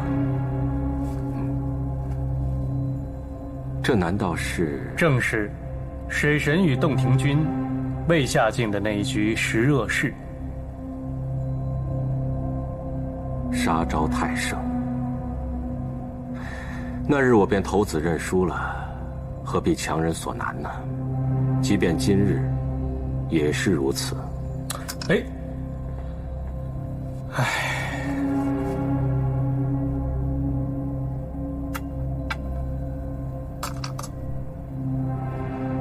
如此轻易认输，这棋下得好没意思啊！不如我让先生二三子。今时今日，你我对弈，哪里还在乎什么输赢？只不过是图一个心境清明罢了。蜀仙回去要好好劝劝洞庭君，常诵清净经，遣其欲，而心自静；诚其心，则神自清。洞庭君日日忧思前尘往事，心境怎会安然？难道先上你就毫不在意那些曾经令你痛苦不堪的伤心事吗？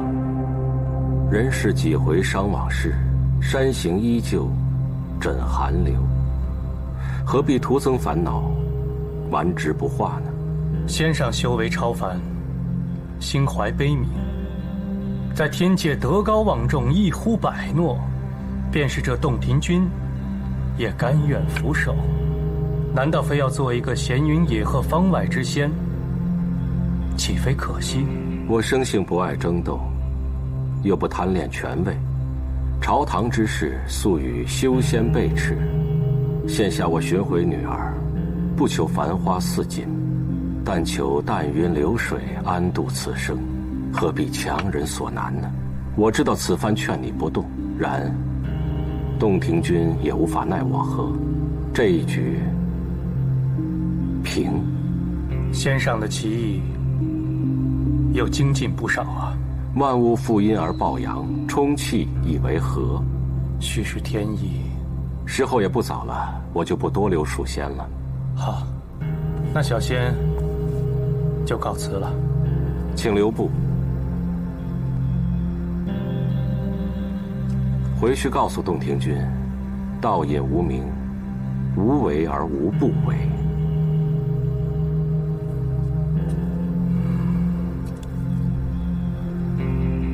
小仙明白了，日后当不会再来叨扰先生了。先生保重。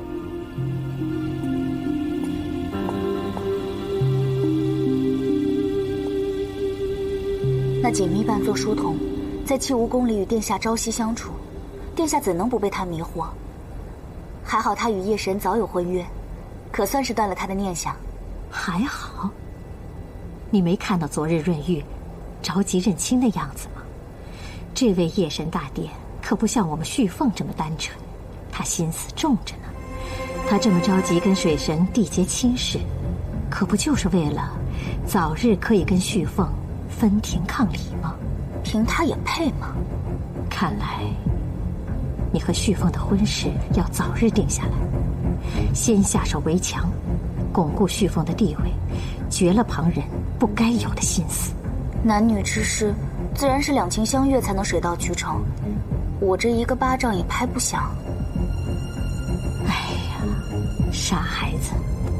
要知道，男人对男女之事都是后知后觉的。你呀，便拉下一点面子来，主动一些。殿下哪里是后知后觉？左右他见我是无知无觉，对锦觅那可是先知先觉。姨母竟没瞧见吗？昨日殿下的眼睛，一刻也不曾离开那锦觅。火神殿下到。你先到后面去，我探探旭凤到底是何意。是。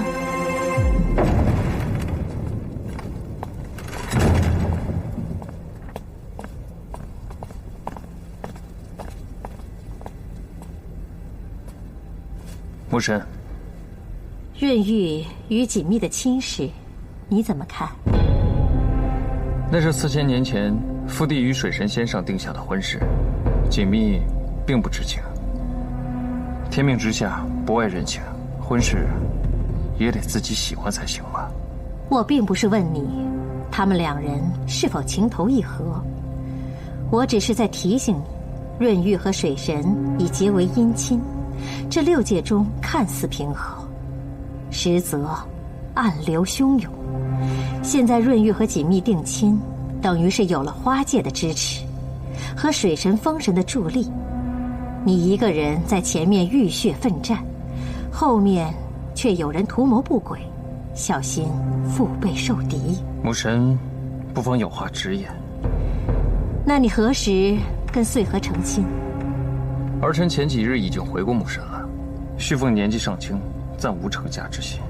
那是前几日的事，前几日我纵容你，可是今日不行。润玉夺嫡的势力已成，你必须跟穗禾尽快成亲，否则兵权旁落，那是早晚之事。鸟族是名门望族，只有穗禾的势力和地位，才配得上你的身份。说儿臣不孝，我无法娶穗禾为妻。为什么？儿臣与母神不同，儿臣只想与自己心爱的人厮守一生，并没有母神那般雄心壮志。为了权位，放弃所爱，说儿臣难以从命。可知你在说什么？我是你的母神，母神为让儿子坐上帝位，难道要罔顾我的幸福吗？母神跟儿臣说的这些话，儿臣出了这子房云宫便会忘了，一个字也不会向旁人提起。也请母神忘了吧，儿臣军务在身，告退。你必须得牢牢记住这些话。我今日所言，终有一日你能明白，世事并没有你想的那么简单。我不知道你何时才能清醒，可是眼下，你必须得跟穗禾成婚。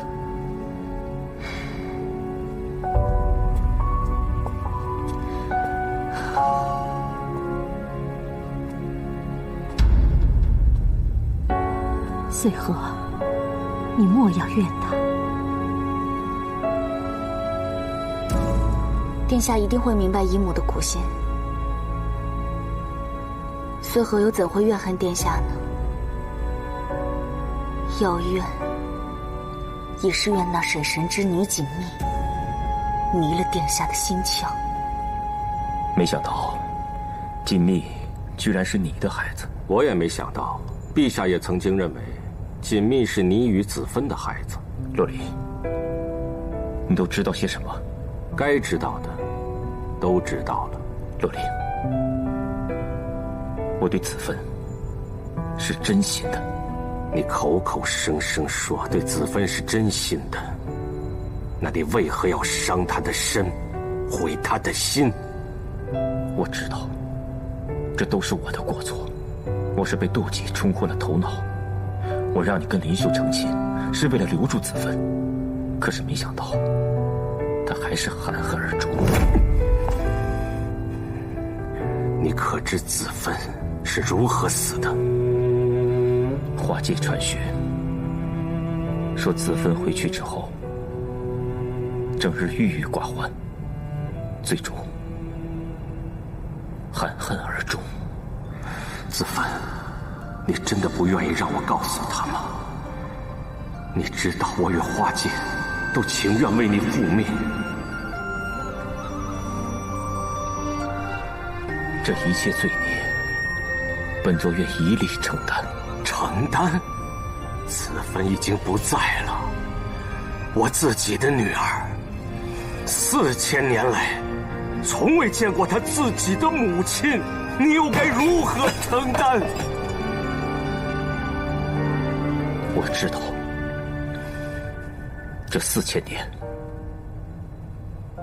每每想起此事，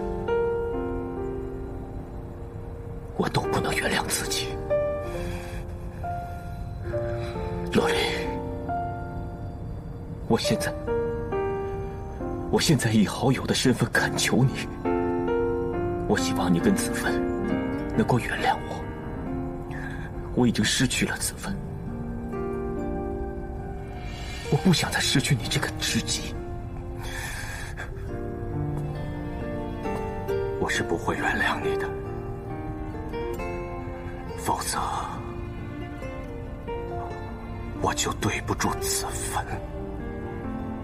我现在能做的，就是遵从子芬的遗愿，不再为此事冤冤相报。为了让更多天下苍生共享太平，只牺牲子芬一人。我知道，锦觅是你跟子芬的孩子。等她嫁给了润玉，她也会称我一声父弟。届时，我将为他们举办一场天界最隆重、最盛大的婚礼，也算对她、对你跟子芬做一些微薄的补偿。若不是锦觅钟情润玉，我断然不会让自己的女儿与天家再有任何瓜葛。以你在天界的威望，我不能让你对我有丝毫怨念。不过锦觅，我会真心实意对她好的。这便是4000年前父帝与水神立下的婚帖。好字好字，这太尉二字遒劲有力，洛林二字飘逸清奇，至于你的润意二字嘛，行云流水，却透露出峥嵘风骨。小玉仙挂，你连字都写得这么好，果然是仙毒不可限量啊。一般一般，现在还劳烦锦觅仙子补上你的名讳。可是我的字写的不是很好看啊。无妨。那好吧。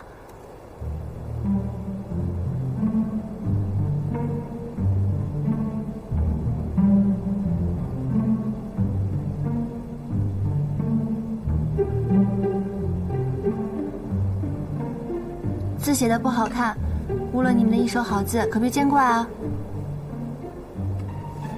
锦觅仙子过谦了，你这字体似曾相识，仿佛受过名家指点。什么名家指点啊，都是凤凰逼我写的，我跟着他也就练了100来年吧。原来如此，旭凤最善飞白体，神采飞扬，飘逸显眼。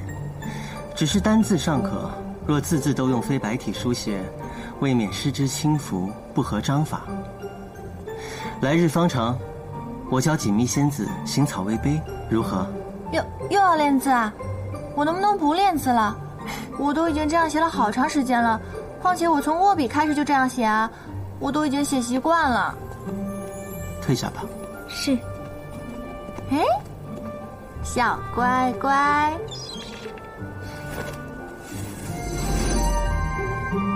看这是什么？吃吧吃吧，来。好，可以放地上你自己吃啊，吃吧。哎，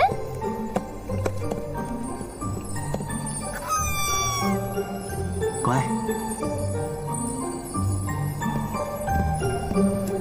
来，吃吧。哎，真乖呀。小年纪就知道吃软怕硬，有前途吗？润玉并无什么珍贵神物可赠予你，只有这眼兽还算稀罕少有。若锦觅仙子喜欢，便让她从今往后与你出入随行。过些时日，待她稍稍再健壮一些，便可做代步坐骑。还请锦觅仙子莫要嫌弃。怎么会嫌弃啊？骑路可比自己飞省力多了，是不是小乖乖？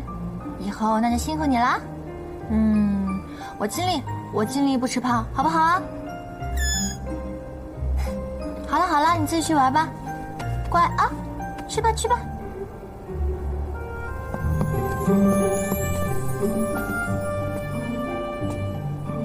锦觅仙子，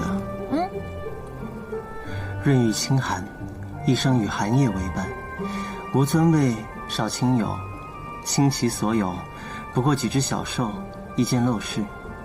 他日锦觅仙子若嫁与我为妻，必要受些委屈，锦觅仙子可会嫌弃？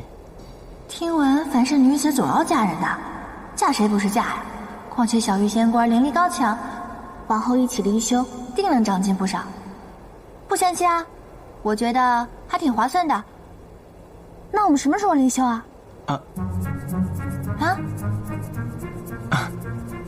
不着急。从今日起，我便唤你蜜儿，可否？当然可以了。哎，你说这个花儿啊，它气性可真够大的，都这么多日了，还犹抱琵琶半遮面的，也不知道什么时候才能完全绽放。锦觅仙子可知，这昙花也有一段凄美的传说。是吗？什么传说？传说万年前，昙花爱上了为他日日浇水除草的尾天上神，日日开花，季季灿烂。可是他并不知道，他所爱慕的上神潜心修道，早已断绝了七情六欲。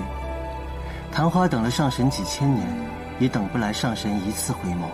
而每年仲夏之夜，上神都会下山采集凝露煎茶，昙花就会选在这个时候，耗尽它一整年的精气，绽放它最美丽的一瞬。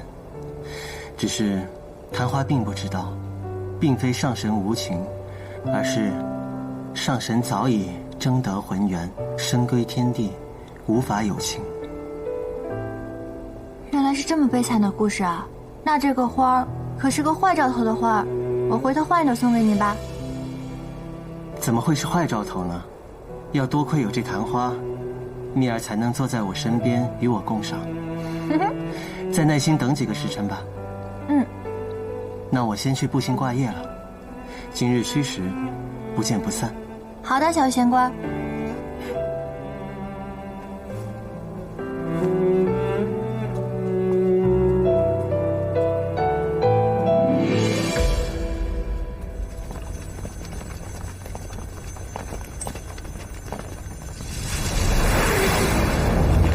何人胆敢擅闯南天门？追！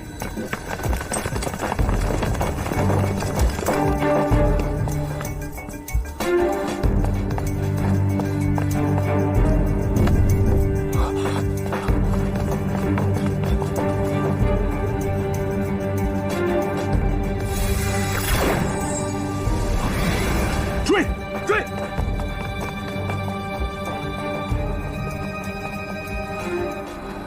是我。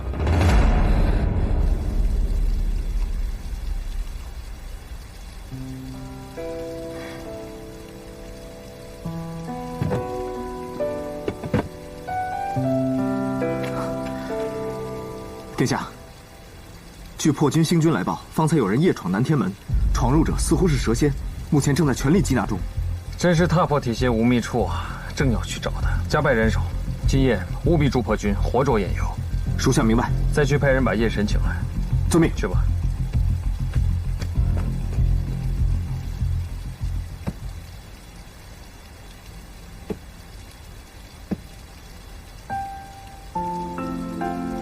聊天。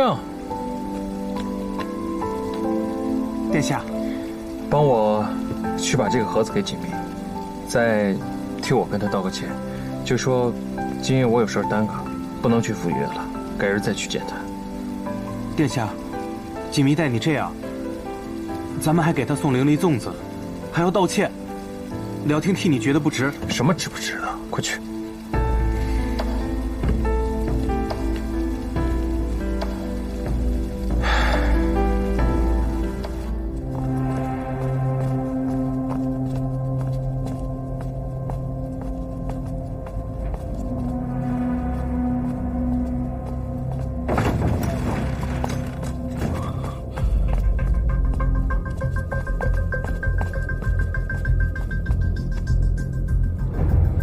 怎么了？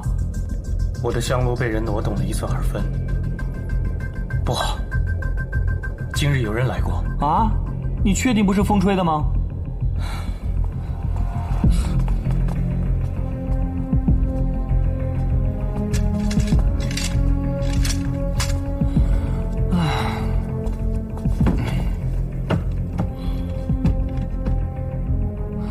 可有异常啊？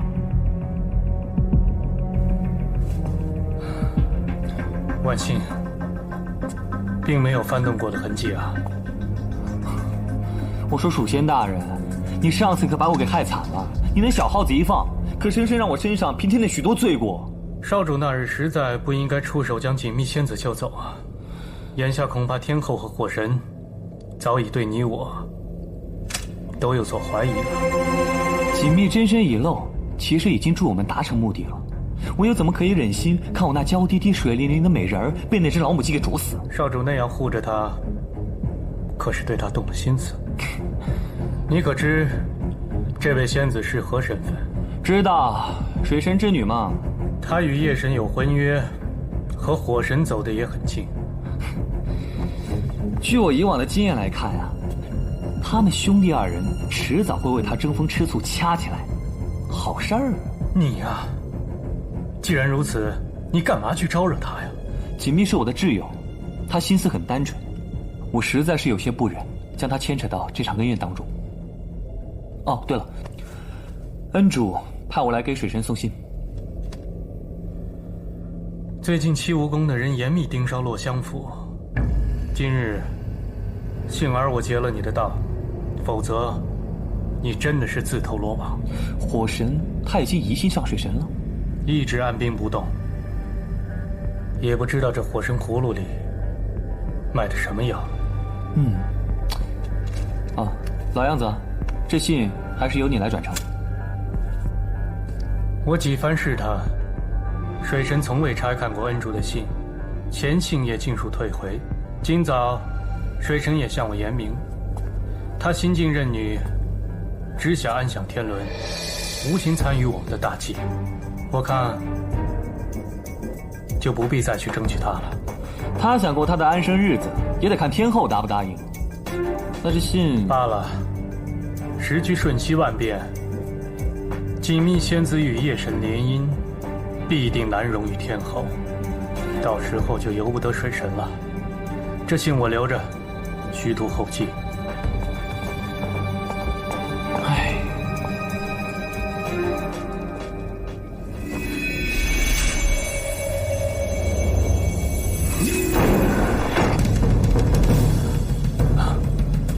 糟了！怎么了？那些信不见了。看来我已经暴露了，此地不宜久留。你也别去找水神了，赶紧走。我不能将你一人置于险境，刁贼快走。你见过哪只打洞的老鼠无处脱身了？放心吧。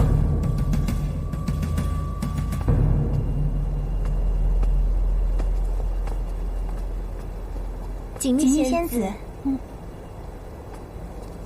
嗨，这就是火神殿的那个书童锦觅，就是这个精灵啊。他呀，幸好和夜神殿下结了亲，要不然的话，不知道还要祸害多少人呢。昨日我听见了桩趣事，火神殿下将桓帝凤翎送予了锦觅。真的，桓帝凤翎可是凤凰一族的至尊圣物，护体法器，只能给自己最亲近的人。天后大婚那天，他把自己的桓帝凤翎当作信物赠与天帝。现在火神殿下这般，妖孽啊妖孽！哎，我一没杀人，二没放火，怎么成妖孽了？锦觅仙子，小仙失言。锦觅仙子恕罪。快走！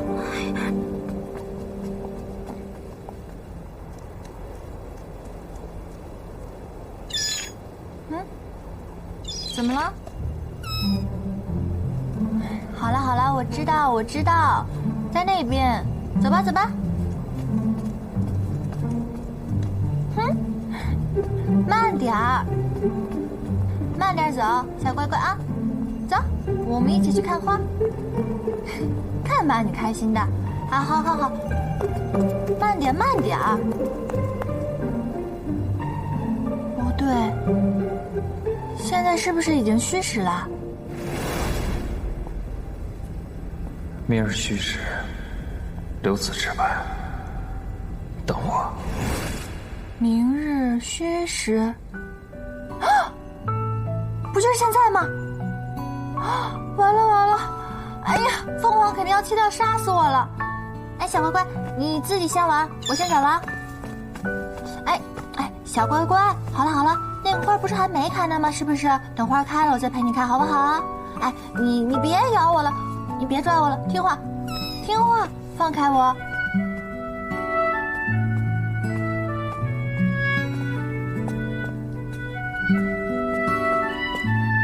这不是七无宫的了听仙师吗？你是，你是大殿下的仙侍吧？正是。仙师来有何事？二殿下让我来给锦觅送东西，方才去了洛香府，那里的仙侍说今日他在你们这儿，便过来喽。仙师真是辛苦了，不如我帮你送给锦觅仙子，然后你早点回去休息，如何？哎，这位仙子，方才你是没听清楚吗？二殿下可说了，让我亲自当面的把东西送给锦觅。怎么，你们玄机宫还想克扣不成？我好心好意帮你送东西，你也太小人之心了吧？锦觅仙子跟我们家大殿下已经有了婚约了，说起来也应该是我们玄机宫的人。并没有见你之理。凡事总得有个先来后到吧。锦觅可是认识我家殿下在先，凭什么你们家殿下横刀夺爱？先来后到，说得好。锦觅仙子跟我们家大殿下4000年前就已经定下婚约了。要说横刀夺爱的话，应该是你们家二殿下不守规矩吧？好，反正我也不想见他。二殿下可说了啊，给锦觅仙子道个歉，跟他讲，今夜有事无法赴约，改日再约。话和东西我可都带到了，可别出什么岔子。要是殿下问起来，我一定来找你。知道了。别咬我了，小乖乖。哎，听话听话。哎呀，你先让我走好不好？哎，你别咬我了，别拽我了，听话听话。我真的有事儿，我晚去的话我就死定了。小乖乖，锦觅仙子。哎，你来的正好，你快跟他说一下，别拽我了，我正有事儿呢。哎呀，锦觅仙子是去赴二殿下之约吗？是啊，他好像有什么事要找我吧？哦，这是七武宫那边的人送来的，给我的。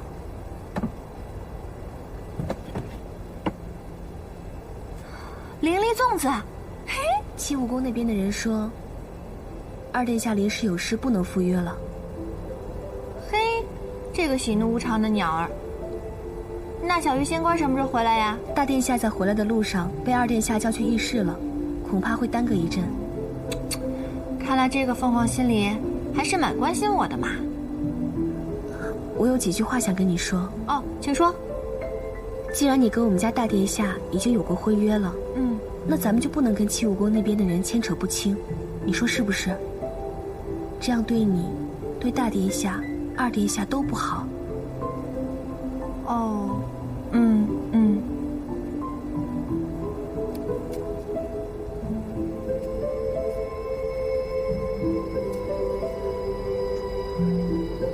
姻缘天注定，以前那些乱七八糟的前尘往事，就一并摘了吧。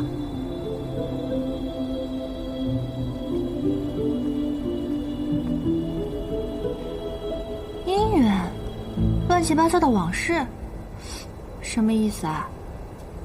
这一鸟一兽，要约一道约我，要爽约一起爽，怎么这么有默契啊？他们两个干嘛去了呢？啊，我知道了，如此境界，非灵修不能到也。这两个小气的人，灵修这么好的事儿都不叫我，切！也罢也罢，我自己吃粽子喽。我已封锁了南北天门和一切出口，正在合力围剿他。一会儿捉到他，我会带人合围，不怕他不拼尽全力。至于引蛇出洞后，后面的事就交给我吧。我与那黑衣人交过手，只要严佑敢拿出3分修为，我定能勘验清楚。我有预感，这条蛇8、9不离十。原以为我与锦觅的婚约会让我们兄弟2人生分，没想到你还是一心为我着想。大殿哪里话，一事归一事，施舍大殿的情谊，黑衣人又是冲着我来的，所以我必须要还你一个清白，给你一个交代。殿下，蛇先往玄机宫方向去了。糟了，锦觅还在我宫里。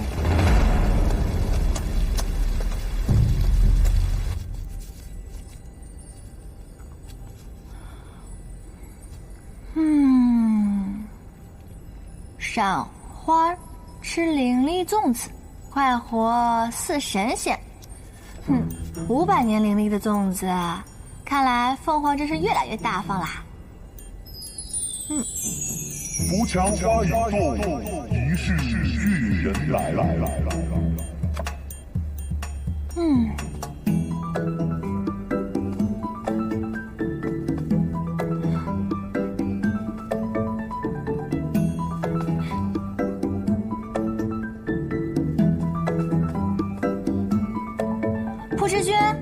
给我出来！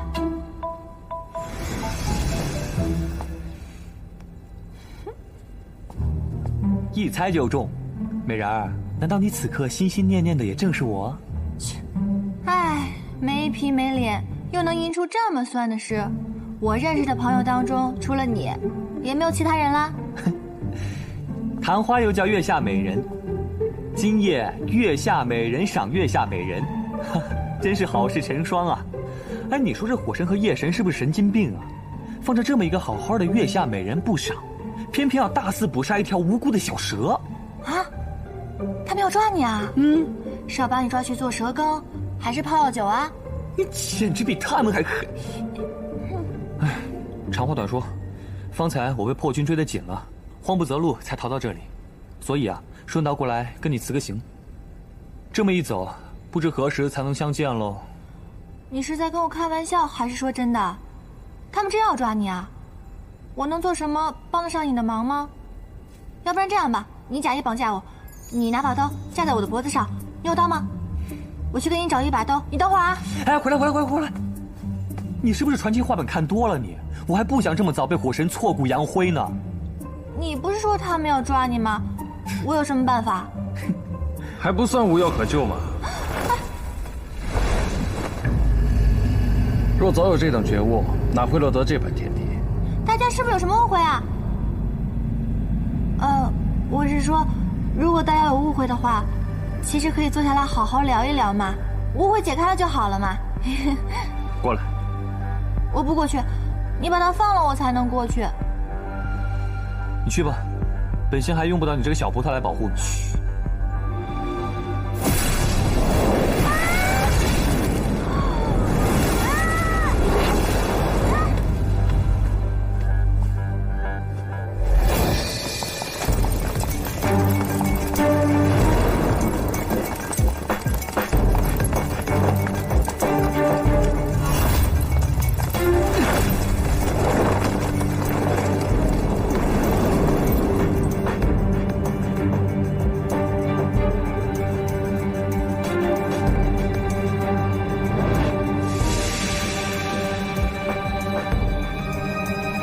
拿下！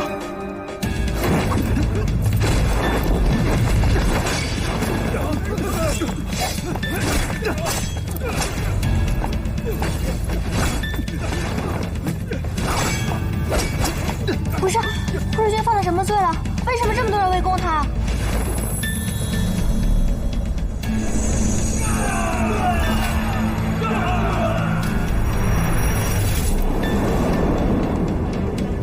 回头再给你解释。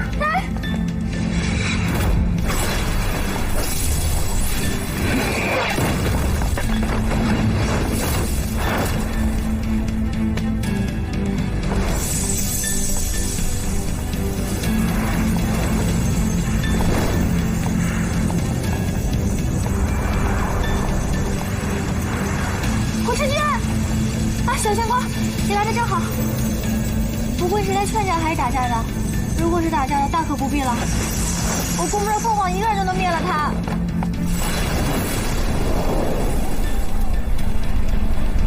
哎，小仙光，你快去劝劝他们，让他们别再打了。你赶紧劝劝他们吧。别着急，我需要验证一件事情来证明自己的清白。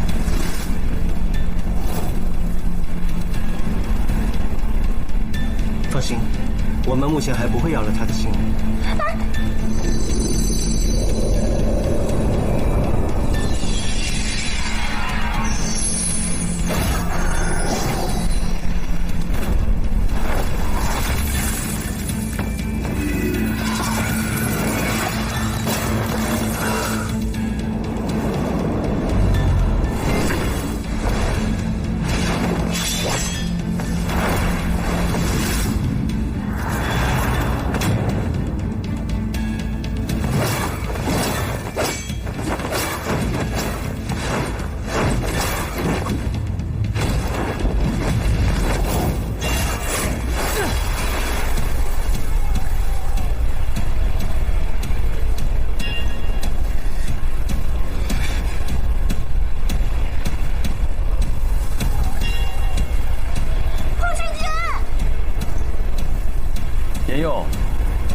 方才我见你水系术法修为尚可，不知遇见你们水系大宗师夜神殿下能打过几招？我们夜神只修水系，打不过的话，不妨加点火灵调剂一番。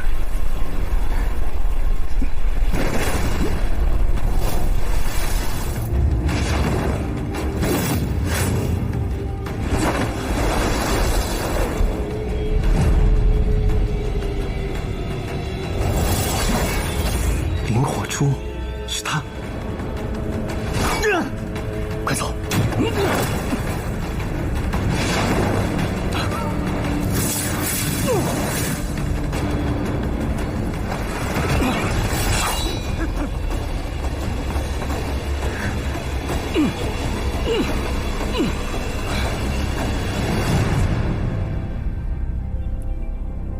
蜀仙，我要面见天帝。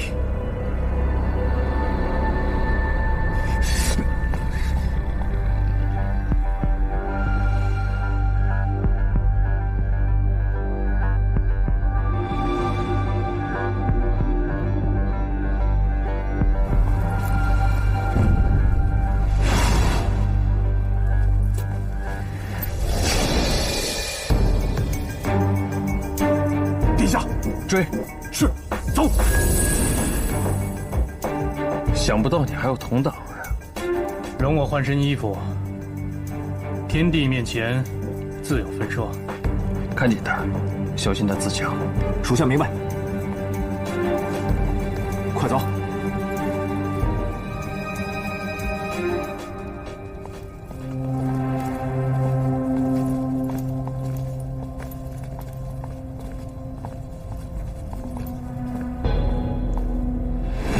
寿宴上既然引起了天后的注意，索性就打他们个措手不及，同到天帝那里。这是鸟族的兵力部署，我去一秒钟与隐雀长老下棋时留意搜集的，替我转交给恩主。要交你自己交。拿着。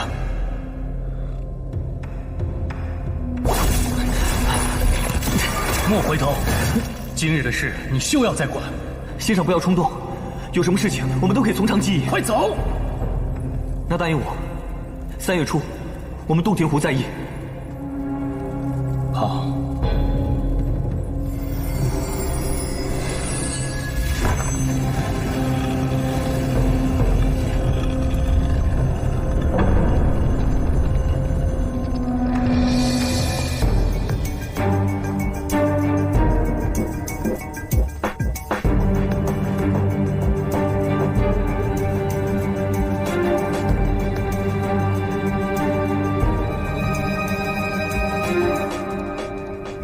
火神涅槃当日，打伤夜神，以兵灵偷袭火神，可是你所为？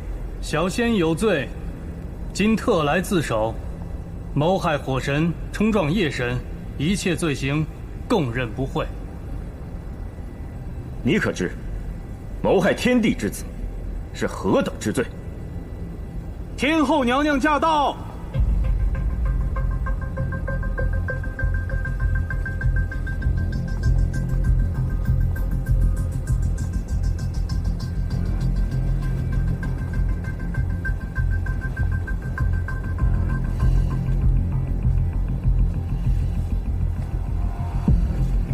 拜见天后。天后，你来的正好。火神与夜神已将黑衣人缉拿归案。好啊，你们接着审。本座也想看看，到底是谁这么大的胆子，竟敢谋害我们天帝的嫡嗣？可有人证和物证啊？启禀父帝，火神涅槃当夜，儿臣曾与黑衣人交过手，不慎被灵火珠所伤。今日蜀仙又做夜行装扮，夜闯玄机宫，我们在蜀仙身上搜到了证物。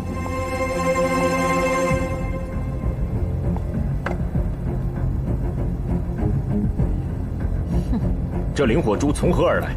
故人相赠。故人？灵火珠乃天界至宝，以仙阶低微，到底是何人？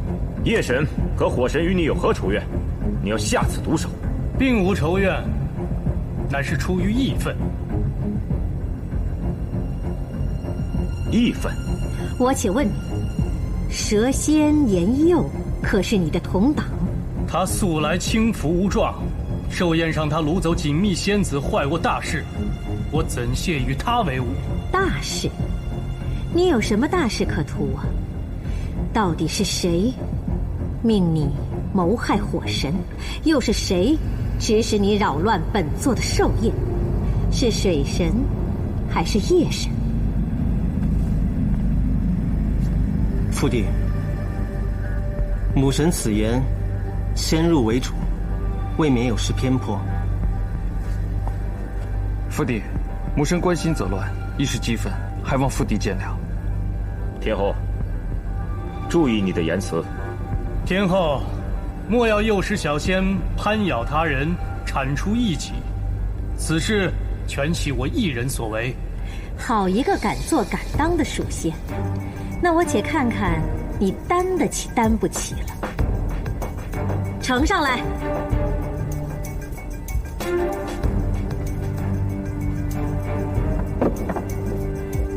果然是天后。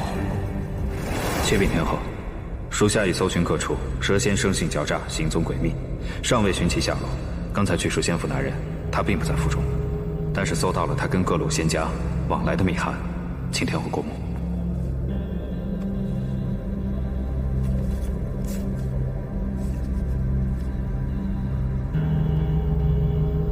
你速速将属仙给我秘密提来。是。这就是属仙与众仙来往的书信，陛下且看看，到底平常他与谁走得最近？妖君半月后与洞庭湖对弈，水神下一局棋而已，为何千里迢迢跑到人间？这里面肯定有阴谋。传水神。是。水神与你有何阴谋？洞庭湖里到底藏着什么秘密？我与水神乃多年棋友，只不过相约湖上泛舟对弈，消磨时光罢了。在你府中搜出了玄机回文锦，你作何解释？渔船尺素，鸿雁传情，天后管得宽了。就凭你这副尊容，怕是用邪魔妖术与水神私相授受吧？各花入各眼，我甲子府怎会有水神私物？障眼法，难不成收在他落香府，亦或是玄机宫？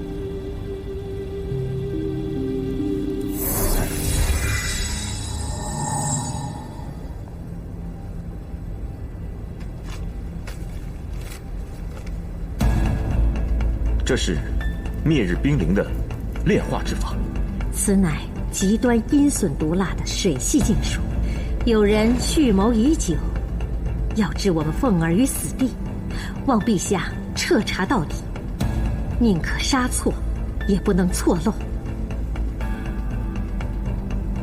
水神仙上道。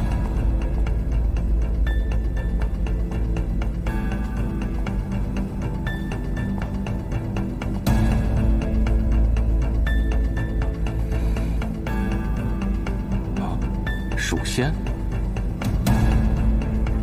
拜见天帝天后。方才听说偷袭火神的黑衣人现已缉拿归案。没错，现在正在核查定验。水神，不妨一道来听听，火神与夜神既然与你无怨无仇，为何要行此悖逆？这禁术到底是何人授意？背后是何人指使？灭日冰灵的秘籍和灵火珠确实出自陛下的陈籍，陛下不妨细细回忆，这两件灵宝曾经赠与谁人？方才小仙已言明，此事无人指使，乃我一人所为，全然出于义愤。怪就怪火神乃天后所出，断极鼠辈，岂敢在此放肆？今日我便放肆一回，将你的罪业昭彰于天下。屠瑶，自你登上天后之位，便挟势弄权，大兴鸟。